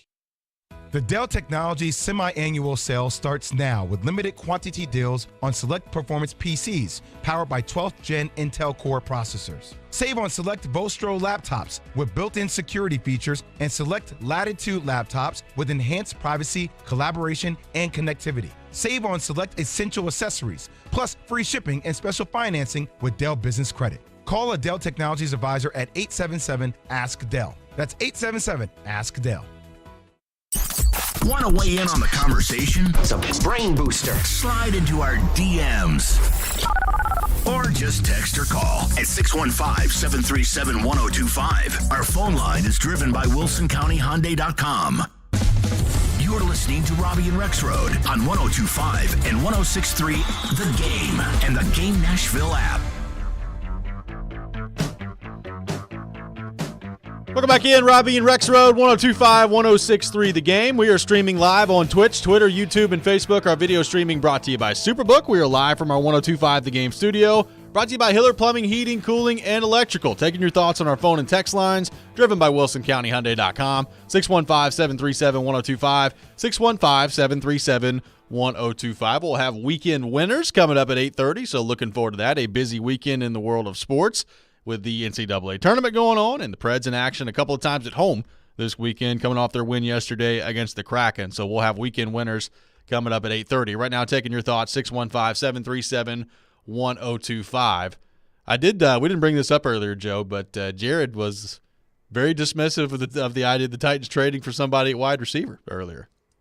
Said 0% chance. 0% chance. So basically, set your set your watch alarm. the trade wire closely. Yeah. Let's count on that now. I'm glad you and I have sort of a similar mind there. As soon as he said it, I was like, oh, yes. Keep it going, Jared. Mike Evans of the Titans. Here we come. I mean, to be fair, when the Julio Jones stuff came up a couple of years ago, I mean, I was immediately like, oh, God, get out of here. They're not going to do that. So, but, yeah, I guess so his point is like their payrolls is so low right now. So that means like basically they're just is this all like Amy has no money? Is that the idea? Is that Jared's thing? Okay. Amy's scrounging for pennies right now. Look, I am in all seriousness like at wide receiver. Like at this point to me, if it's going to be somebody that is good and that comes in and helps you significantly, it has to be a trade or it's happening in the draft. Like it's happening in the draft regardless. Like I can't imagine a scenario where they get through the draft and they don't address wide receiver at least once, maybe twice in the draft coming up. So we know that that's going to happen. But I mean, I would have to think that, I mean, you're at least giving consideration to looking out and seeing what's available. I mean, look, I know a lot of Titans fans were mad the other day when Elijah Moore got traded, where they basically swapped picks with the Jets and the Browns, and it was a second and a third in that one. I mean, I don't know what Elijah Moore is going to be in Cleveland. I like a lot of the tools. We talked a lot about Elijah Moore when he came out of college as a potential fit for the Titans. We'll see how he does in Cleveland. But the more I look at it, the more if it's going to be a significant add at wide receiver that I've gone on record saying multiple times and I stand by it. Like, to me, if Treylon Burks becomes your number one wide receiver next year, great. You can't approach this team if you want to compete. If you want to try to win the AFC South, in my opinion, like you need to have a guy that is your number one receiver that's not named Treylon Burks. And if he grows into that, then great. Now, you can't do that in free agency. We know that. So if it's going to happen, it's going to happen via trade. And I do agree with what Jared said about giving up picks right now for this team. I mean, I get that. They need these picks. They need picks. They need to make them. They need to make good picks. They need more young first contract players who are good on this team. So no doubt. But it goes back to kind of the question of, okay, so are you just trying to be 9-8 this year? Right. And I don't know if they'll be 9-8 right now, given this roster. I mean, there's a lot to find out. There's a lot to be added still. And there's a lot that has been added that we don't know what it is, really. A lot of these guys could work out really well. A lot of them could, Andre Dillard could be terrible at left tackle. I don't know. Yeah. But I do know that you have to make some serious adds to the offense from here to, on paper, have any kind of a team. And if you're same thing, if you're coming back, you're running Henry back, then to me, if you can go get a difference-making receiver and you have to sacrifice a pick, I mean, what do you want to be this year? It's always a way. I think so far we're seeing spend frugally, go younger, be more athletic, all these things, and that makes sense. But then you could also go that route and then and change more significantly what you are on offense, and maybe sacrifice a year and really take a step back to try to move forward. If you're going to do this and then you're just hoping to draft a receiver or two and that's your offense, I just don't think you're going to be very good next year. Yeah, I agree. And look, I'll say this. I mean, look, TD, I'm glad we have him on every Friday for a multitude of reasons, but especially this time of year, he's a guy that I think is really good when it comes to identifying some of these draft prospects. I mean, he was talking to us, Joe, about Chigakonkwo in like January of last year. So, yeah. I mean, TD's a guy that looks at these things and studies these things. And I do wonder, like from the Titans' viewpoint at wide receiver, it's not a secret that they got to go find some. That doesn't necessarily have to be at 11 overall. I wonder how deep they think the draft is at wide receiver and how far back and how deep they can go into it to identify a couple of guys. Like, I'd be surprised if they got through the first 2 rounds and a receiver's not part of that. But remember, they don't have a 4th rounder this year, so you got to go. Nobody's going to lose sleep over not having a 4th round pick, but it can be a preeminent pick, as we've seen the Titans, kind of exercise that over the course of the past decade or so. So how deep do the Titans feel like this class is at wide receiver, and how deep can you go where you can find guys that can actually help you and be guys that have the potential to be on the field and play significant snaps coming up in this offense? Right. I mean, you expect there's going to be some time. It's going to take some time, even if, you're talking like not having the health stuff that Burks had early. I mean, it's not going to be snap your fingers and be ready to go, probably. At, Football and Other F Words, following up on what we were talking about earlier, had a tweet that kind of made the case for Mike Evans. He's 29. It's a 1-year deal you'd inherit, $13 million base, $1.5 million roster bonus. He's been healthy. He's been durable. 9 straight 1,000-yard seasons. It's and the Bucs certainly, I think, right now are looking to get one of those guys next year. I think they could be in position to do so. They get Baker, unless man. Kyle Trask is really that good. They do have Baker. That's right. They got Baker and Kyle Trask fighting it out. That's right. Interested to see how that one goes. Baker says he's ready. He's ready to get in there and win the job and compete and lead the Bucs back to prominence, baby. Did Jason Light say that now Baker's the best quarterback in the AFC? That's a good question. I mean, he did say Kyle Trask was. So yeah, that must. I mean, that's going to be tough for Baker to overcome if that's true. Baker, we need you to be the backup. Come on in.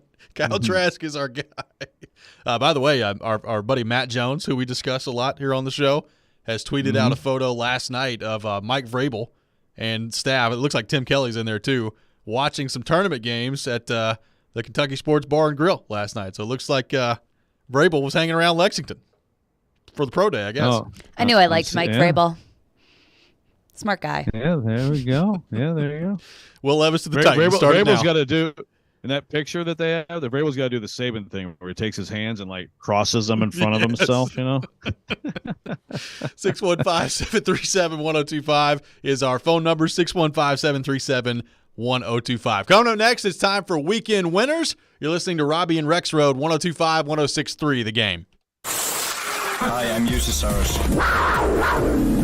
And this is Smashville. Now here's a try off to the side. What a stop made by UC Saros there. Unreal.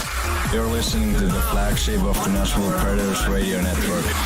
ESPN 102.5, The Game. 3 Doors Down, live. Away from the Sun Anniversary Tour. Friday, August 18th, Ascend Amphitheater. Special guest, Candlebox, their farewell year of touring. Tickets on sale this Friday at 10 a.m. at livenation.com. 3 Doors Down with Candlebox.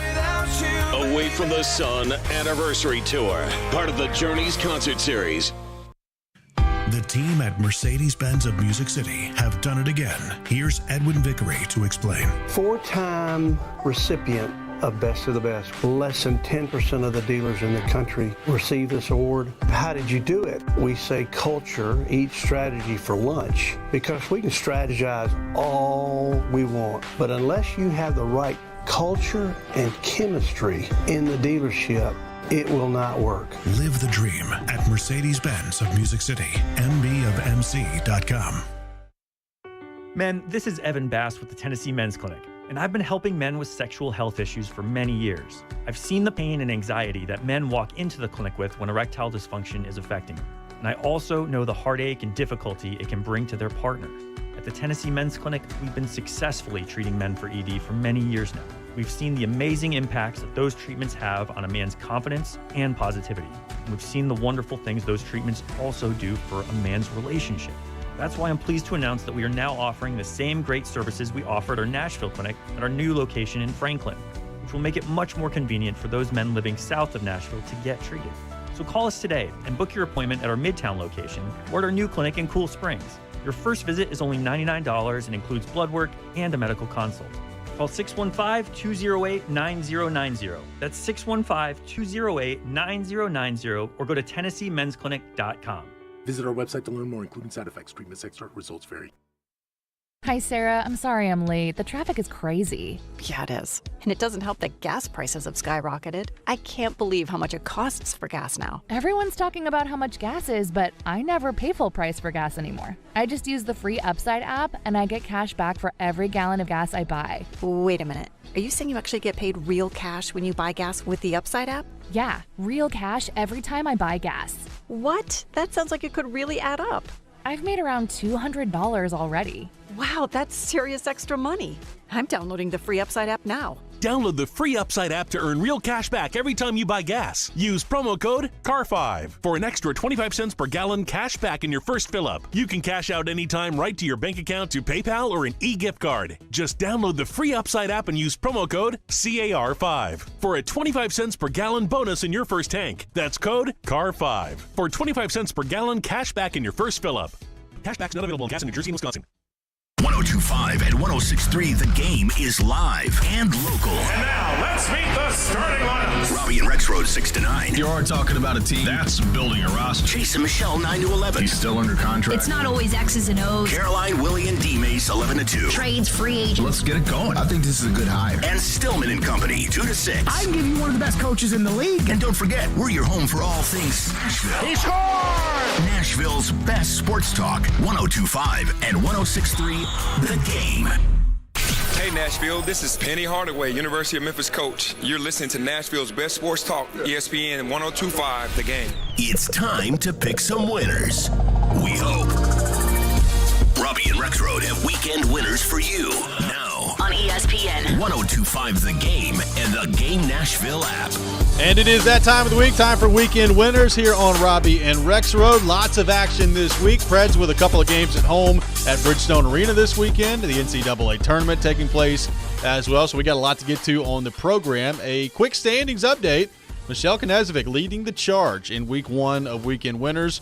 4-2, 1-0 on her locks, good for 5 points. Joe Rexrode 4-2 as well, 0-1 on his locks, good for 4 points. I was terrible, 2-4, 0-1 on my locks, good for 2 points. So Michelle, Joe, and myself are the standings through week one of competition to this point. Joe Rexrode, well done. You're off to a much better start, weekend winners, than you ever did in Pigskin Pick'em. Yeah, I needed that, man. You know, gotta get off to that good start. So are you keeping track of this stuff now? I mean, I can. I am right now. Well, yeah. I mean, that's fine. I mean, I'm fine with you keeping track of it. I just figure we both don't need to. But I'm happy to do it still. I'll do it. It's whatever you want. And I'm happy to win still. There you go. Oh, boy. Pick to click, not my thing. This, much more my thing. There we go. All right, Preds in action a couple of times this weekend. We'll begin with the Preds and the Seattle Kraken coming up tomorrow. We have the Pecorine statue unveiling at 10 a.m. tomorrow on the Plaza, and then the Preds taking on the Kraken at 1 o'clock. They win last night against Seattle. Michelle, your pick between the Preds and the Kraken on the puck line coming up tomorrow at Bridgestone. I'm going to take the Preds again. I think they sweep the Kraken in this series at home. You mentioned Pecorine, going to be a big emotional day for Predators fans, for the organization. So I'm going to say the Preds get it done, and they get back-to-back wins in Smashville. Joe Rexrode, Preds taking on Seattle tomorrow at home. Yep, I'll go with the Kraken. I think for one thing, whenever there's like special stuff around a game, a lot of times the team loses that game, not just the Preds. Like that's just a thing. And also, you know, Preds day games on the weekend have not gone well in the last couple of years. I don't have a stat, but it's been pretty bad. So I'll go Kraken. I'm going to go with the Kraken as well. I think it'll be close. I would not be surprised if it goes to overtime again, but I will go with the Kraken to win against the Preds at Bridgestone Arena. Sticking with the Preds, coming up on Sunday at 5 o'clock, they're taking on the high-powered Toronto Maple Leafs. Joe, you're up first in this one. Preds and Leafs coming up on Sunday. I'm going to go Preds on this one. Just randomly rise up and pull a little bit of a surprise to kind of keep things, keep themselves from being too far out of it. Give me the Preds. I will go with Toronto in this one. I just think their firepower is going to be too much for this young group, and I think Toronto wins coming up on Sunday. So give me the Kraken and the Leafs. So I guess I'm predicting not a great weekend for the Nashville Predators. Michelle, the Preds and the Leafs coming up on Sunday. I'm going to go with the Leafs for this one. I think the Preds drop it, so yeah. Toronto. There we go. Going with Toronto in this matchup. We move to Florida Atlantic taking on Kansas State in the Elite Eight. Now, we saw FAU take down Tennessee last night. Kansas State with an electrifying win against Michigan State in an awesome game last night in overtime. Kansas State is favored in this one by 2.5, so the line is close on the FanDuel Sportsbook. I'll kick things off here. I said it in Call Your Shot Friday, and I'll stick with it. I'll take FAU plus the 2.5, and I'll take FAU to win the game outright. So give me the Owls plus the 2.5 in this matchup. Michelle Knezovic, FAU taking on Kansas State. Kansas State favored by 2.5. I pled FAU's case earlier this morning, but I think it's very, very clear that I'm a Wildcat fan through and through. And K-State is my new team that I'm adopting.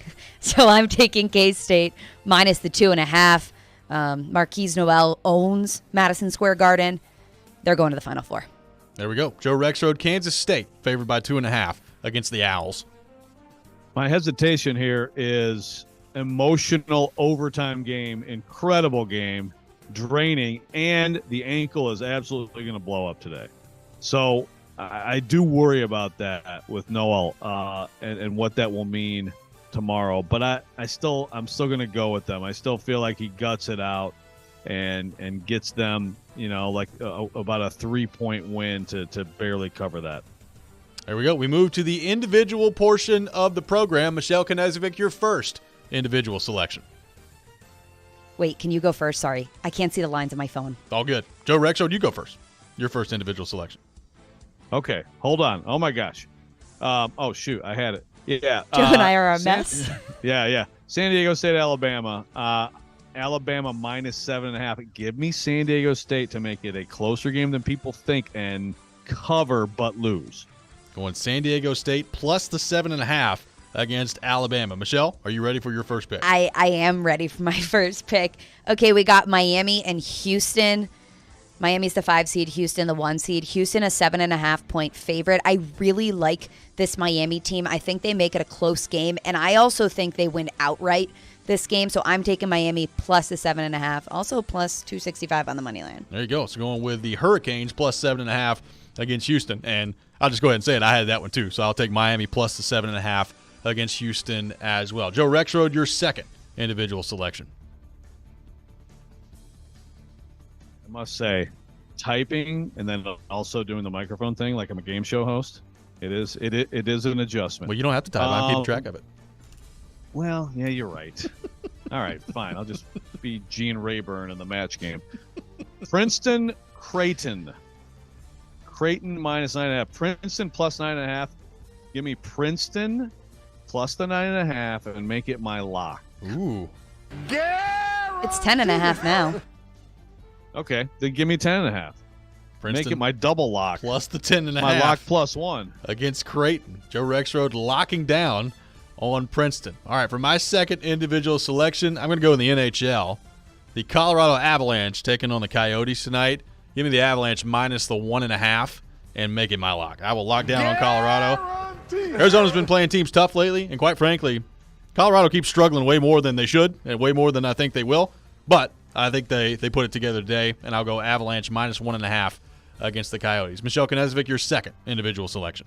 Okay, sticking with college basketball, UConn Gonzaga. Gonzaga barely survived a great UCLA team. UConn absolutely destroyed Arkansas. They walked all over them. I love this UConn team. I'm taking UConn minus the 2.5. Also going to lock that down. So locking down on UConn. There we go. Michelle, kick us off with our third and final round of individual selections. Okay, well, I'm sticking with college basketball. San Diego State, Alabama. Alabama, 7.5 point favorite. I think this game gets a little too close for comfort for Alabama. I think SDU makes it a game, so I'm going to take them plus the 7.5. I do think Alabama, though, wins. Taking San Diego State plus the 7.5 against Alabama. Joe Rexrode, your final individual selection.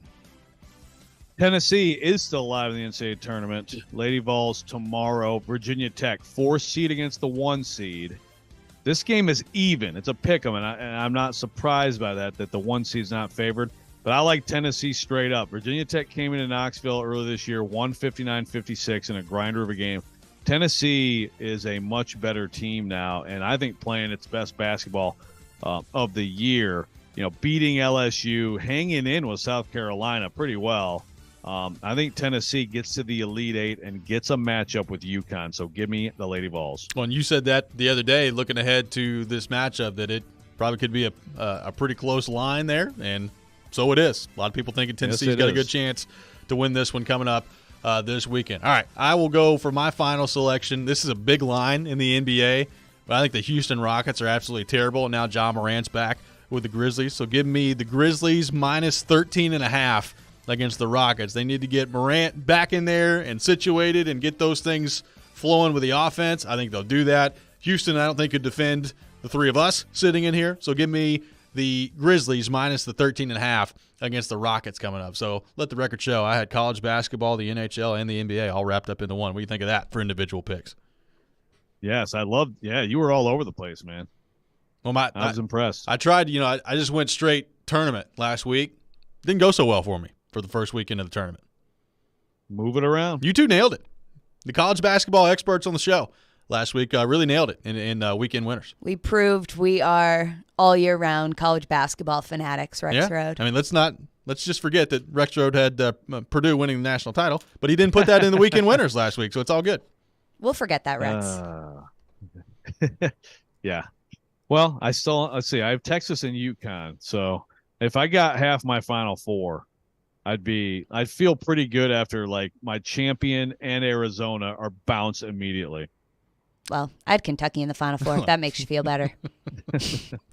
What do you think about this Alabama-San Diego State matchup? Obviously, Bama has cruised so far. They cruised in the SEC tournament, and they've cruised so far in the NCAA tournament. Can San Diego State actually hang in there and have a chance to win this one against Bama? I really, and I got to see them up close for 2 games last week because they happened to be in Orlando, and they really check. I mean, and that's their thing. San Diego State's been that for a long time. Brian Dutcher, that's what he recruits to. They have length all over the place. It's not totally unlike what Tennessee does. Maybe not quite as aggressive at times, but really sound and solid. And we saw Tennessee the one time they played Alabama held them to 58. Not saying that's going to happen again. And that was a road game in Knoxville. But yeah, I really do believe that they can hang in this game and make it, just muck it up and make it a slow, uncomfortable game that Alabama doesn't like to play. 615-737-1025 is our phone number, 615-737-1025. We'll get back into the Vols, the loss last night, and where this Tennessee basketball program goes from here. Coming up next, you're listening to Robby and Rexrode, 102.5-106.3, The Game. Every Wednesday at 8:30.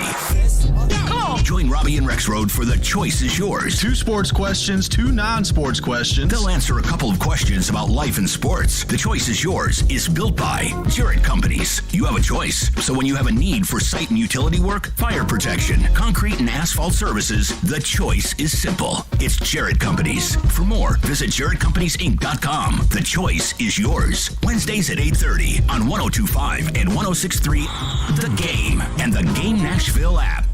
Welcome to Smashville, home of the biggest hits in hockey and the loudest parties on Broadway. Join us at Bridgestone Arena Saturday, March 25th as your Nashville Predators take on the Seattle Kraken in support of Hockey Fights Cancer. $10 for every ticket sold will be donated to the 365 Pediatric Cancer Fund. Purchase your tickets today at NashvillePredators.com/tickets. That's NashvillePredators.com/tickets. Let's go, Preds. It's the Electronic Express Famous Half Price Fair. This week only, save up to 50% in every department, including all 4K TVs, appliances, laptops and tablets, speakers, and more. You'll not find a lower price anywhere. We guarantee it. The Famous Half Price Fair. It's first come, first served. Sale ends Saturday at 9 p.m. Hurry into any of our convenient locations. Plus, get up to 3 years free financing. The Electronic Express Famous Half Price Fair ends this Saturday at 9 p.m. Bob's Steak and Chop House in the Omni Nashville Hotel. Hi, this is Chef Mark again from Bob's Steak and Chop House at the Omni Nashville Hotel. Looking for the next place to hold a business dinner or just a private room for you and your guests to enjoy? Then look no further than Bob's. We believe in top quality food and service without all the distractions. So join us and experience why we've been voted Diner's Choice on Open Table for 6 years running. Attending an event downtown? Dine at Bob's Steak and Chop House in the Omni Nashville Hotel. We do screen printing. Music City Screen Prints. We do embroidery. Music City Screen Prints. We do large format printing. Music City Screen Prints. We do promotional goods. Music City Screen Prints. We do graphic design. Music City Screen Prints. mcscreenprints.com. That's mcscreenprints with an S.com. 615-866-6010. You think it, we print it. Jessica, this is the happiest day of my life. Right up there with the day I bought my RV and insured it with Progressive. Man, I love that thing. There are a million fish in the sea, which I'm reminded of every time I bring my RV to the lake, but I vow to love and cherish you just as much as I cherish campsites with full electric and water hookups. I'm so sorry. Protect your beloved with an RV policy from Progressive. Take as little as 4 minutes to see what you could save at Progressive.com. Progressive Casualty Insurance Company and Affiliates. Texting enrolls you in a recurring automated marketing text messages. Consent not required to purchase. Message and data rates may apply. Nice run. It's great being back out on the mountain. You sort of disappeared for a while. Everything okay? Between you and me, it was lower testosterone. Lower T? Yeah. The doc told me once you hit 40, your body has less free testosterone, and that can make it harder to stay in shape. That's why I started taking Nugenix Total T. It's made a huge difference. Oh, I've seen that on TV. Is it for real? For sure. It's the #1 doctor-recommended testosterone booster. It boosts free and total testosterone levels to help you get back the drive and energy from your youth. My wife, my boss, my kids. Everyone has noticed a change in me. Do they still give out complimentary bottles for people to try for themselves? Yes, just send them a text. Guys, text HEFTY to 321-321 right now for your complimentary bottle of Nugenix Total T. Nugenix is the #1 selling testosterone brand at GNC and Walmart. Plus, text now and we'll include a bottle of Nugenix Thermo, our most powerful fat incinerator ever, to help you get back in shape fast, absolutely free. Text HEFTY to 321-321. That's HEFTY to 321-321. Sometimes he gets lonely and needs some company. 10 for 17 for 45 yards in his career with 1 interception. This is one of those years where it's a step back for them. And that'll create more one-on-one situations and make it easier for him to throw the ball down the field. It's Stillman and Company. You've got real talent. With Jared Stillman. Weekdays from 2 to 6 on 102.5 and 106.3 The Game. And the Game Nashville app.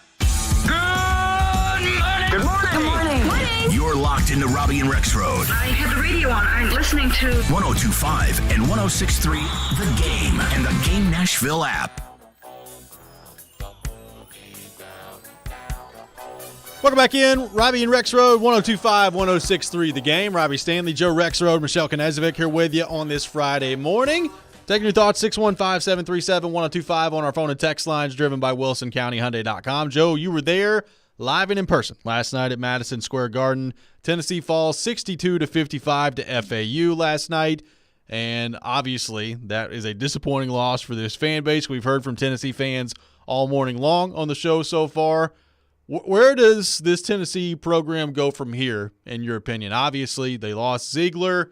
Not a whole lot of expectation heading into the tournament, and then they take down Duke, and the fan base is energized, and you see Purdue lose, and the path opens up for maybe a chance to get to the Elite Eight for the second time in school history, and potentially the Final Four for the first time in the history of the program. Obviously, that's not happening with FAU winning last night, but based on what you saw last night, what did you make of the game, the way it unfolded, and where this Tennessee program goes from here with Rick Barnes? Yeah, well, it did them in. The offensive meltdown that this team's had too many of them, and even with Ziegler, but they really kind of crumbled, and some of it was what Florida Atlantic just did to them. Florida Atlantic started moving that ball. The ball was zipping around, and they were getting shots, and they started hitting the shots. And then Tennessee's offense just got so stagnant and just totally reliant on very average jump shots, hoping they'd fall, and not many of them did. So it's going to be, I think next year is going to be, it's kind of a new era kind of feel next year, I think, because, I think everybody's going to move on. I think Josiah James would be the one question I would have. I think that Vescovi, Plavsic, Kamwa will all be gone. They all could come back. They have the next year, but I think they'll all be gone. James, maybe. I guess if James comes back, it feels less like a new era. But if he does move on, then I think it's a little bit of a new era. I mean, I think it would be Ziegler and Jemiah Mashack kind of taking over these are the veteran juniors, kind of leaders of the team.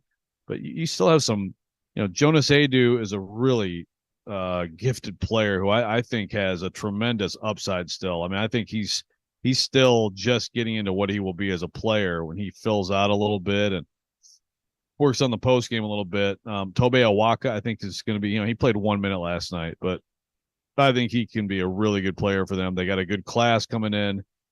I mean, Julian Phillips, like if he comes back and decides not to go to the draft, then I think you could be talking about, a pretty prominently ranked team next year. Phillips, most people don't have him as a first round pick. Our guy, Sam Vecini, does. I don't see it at all right now. And so when he gets feedback, it'll be interesting. I also think he must have been bothered by the hip because he was so ineffective down the stretch. If he comes back, I mean, you consider the class coming in. JP Estrella is a big coming in who's a very, top 50 player in the country. And then, Rick will get into the portal and they'll get someone. I mean, Tyreek Key was a good ad this year. He wasn't great, but he was it was a good ad. I mean, it was another guard that they needed. I think they'll go in there a little bit. And you could have, I think Mashack's going to take a jump as a player. And I think he could be a special player for them. So there's still some names to be determined, but I think they could be really good. And, it's just, you're going to be probably ranked. You're going to be one of the top teams in the SEC, and you're going to be in the NCAA tournament again. And we'll have a lot of the same discussions that we always do about that and about how they just haven't been able to really string together a run under Rick Barnes and how that applies to his entire history as a coach. Well, we've had some of that discussion today, and, Tennessee fans that we've heard from today have kind of been all over the map. Some have been upset and want Rick Barnes gone. A lot of them are like, I saw what Tennessee basketball was before Rick Barnes. Yes, the tournament stuff is frustrating, but it's nice being in the mix every year. I mean, that conversation really is not a new one. We've talked about that from Rick Barnes for a while now, since he's been at Tennessee. But it was different this year because he got the win that nobody really expected him to get against Duke, and then followed it up with the path kind of opening up and a game that a lot of people thought Tennessee should win. Tennessee was favored to win, and they were up at halftime, and then they let it get away from them in the second half. And now, basically, Joe, the same conversation that we've had about Rick Barnes for the last couple of years, we're having again today. Yeah, and I just don't have, and I've asked people, who have been around that program over the years, like, is there some specific thing that's like a blind spot for him, as a coach in the tournament? And no, they prepare. I mean, look at their game planning against Duke on a short turnaround. I mean, I thought they had a great game plan and they executed, and they hit shots. And Olivia Kamwa hits all these shots in a row, and on they move, and what a win. So there's not some obvious issue he has. It's just the results are what they are. And I think over that long of a period of time, you can't look at it and say there's nothing to it. I just can't put my finger on it, Well, obviously he can't either. They'd change it. Well, they're right. Sure. So sometimes, I think in this case, so I would actually look at this particular team losing Ziegler and everything that happened. I would say that's a pretty good outcome. Okay, you're a Sweet 16 team. There are very few Tennessee teams that will be able to say that. You lost your point guard. You beat Duke, beat a red hot Duke team, got to the Sweet 16. That's a good season, But the problem is when you attach it to everything else, and it's like you don't get these opportunities very often. And when you go into a building in the second week of the NCAA tournament, usually you're looking at a Bama, a Houston, a UConn, some of the better teams in this tournament left in the field. They weren't in this building. I mean, K-State, Michigan State, and FAU, all good teams. But the Vols could look at those other three teams coming into this weekend and say, yeah, play our best, play our A game, and we get out of here and go to Houston. And so that's the disappointment is that they just didn't. I mean, their last 12 minutes of the game last night was like their D game, and that's very disappointing. Will from Nashville on the text line says, Joe, who will be better between Vanderbilt and Tennessee next year? This is from Will on the text line. Ooh, which backcourt are you picking? Yeah, well, I tell you what. I mean, if Tyron Lawrence comes back, and Colin Smith, Lee Dort, they're bringing in Isaiah West. Vandy Joe. It's close. Yeah, I know who which is. Vandy Joe or GB Joe. It's close. I mean, I think that you could be. I mean, seriously, like talking about two top 25 caliber teams right there, and two sure thing NCAA teams. Now, again, I don't. That's the thing with both these teams. We're sitting here talking about what's going to happen. We used to be able to talk about it at the end of a college basketball season, like just look at who are the seniors. Yep. Well, maybe there's an NBA decision, but for the most part, you could kind of project. I mean, I have no idea. Right now, there's going to be some surprising, probably losses and adds for both of those teams, right? I mean, that's just the way it is anymore. Josiah Jordan James could be coming back. He's been playing at Tennessee since Chris Lofton back in the day. It's good stuff. Drew Timme used to guard Larry Bird. A lot of people hanging around in college basketball nowadays. Hopefully Oscar comes back. There's that kind of cool. I thought I saw that he was coming back. Am I wrong with that? I hope so. I have no idea. Okay. I thought they were all gone. Dunzo. The NIL money was good. I saw some of the numbers he made just in the weekend. Yeah, it's unbelievable. Like the NIL is crazy. The numbers, the money that's there. How about those games last night? I mean, Tennessee falls, but Joe, you got to see Michigan State, Kansas State. What a game that was. Gonzaga takes down UCLA. UConn crushes Arkansas yesterday. So the Sweet 16 underway. More Sweet 16 games coming up today, and then we'll have the Elite Eight action over the weekend as well. So it should be a very fun weekend of college basketball.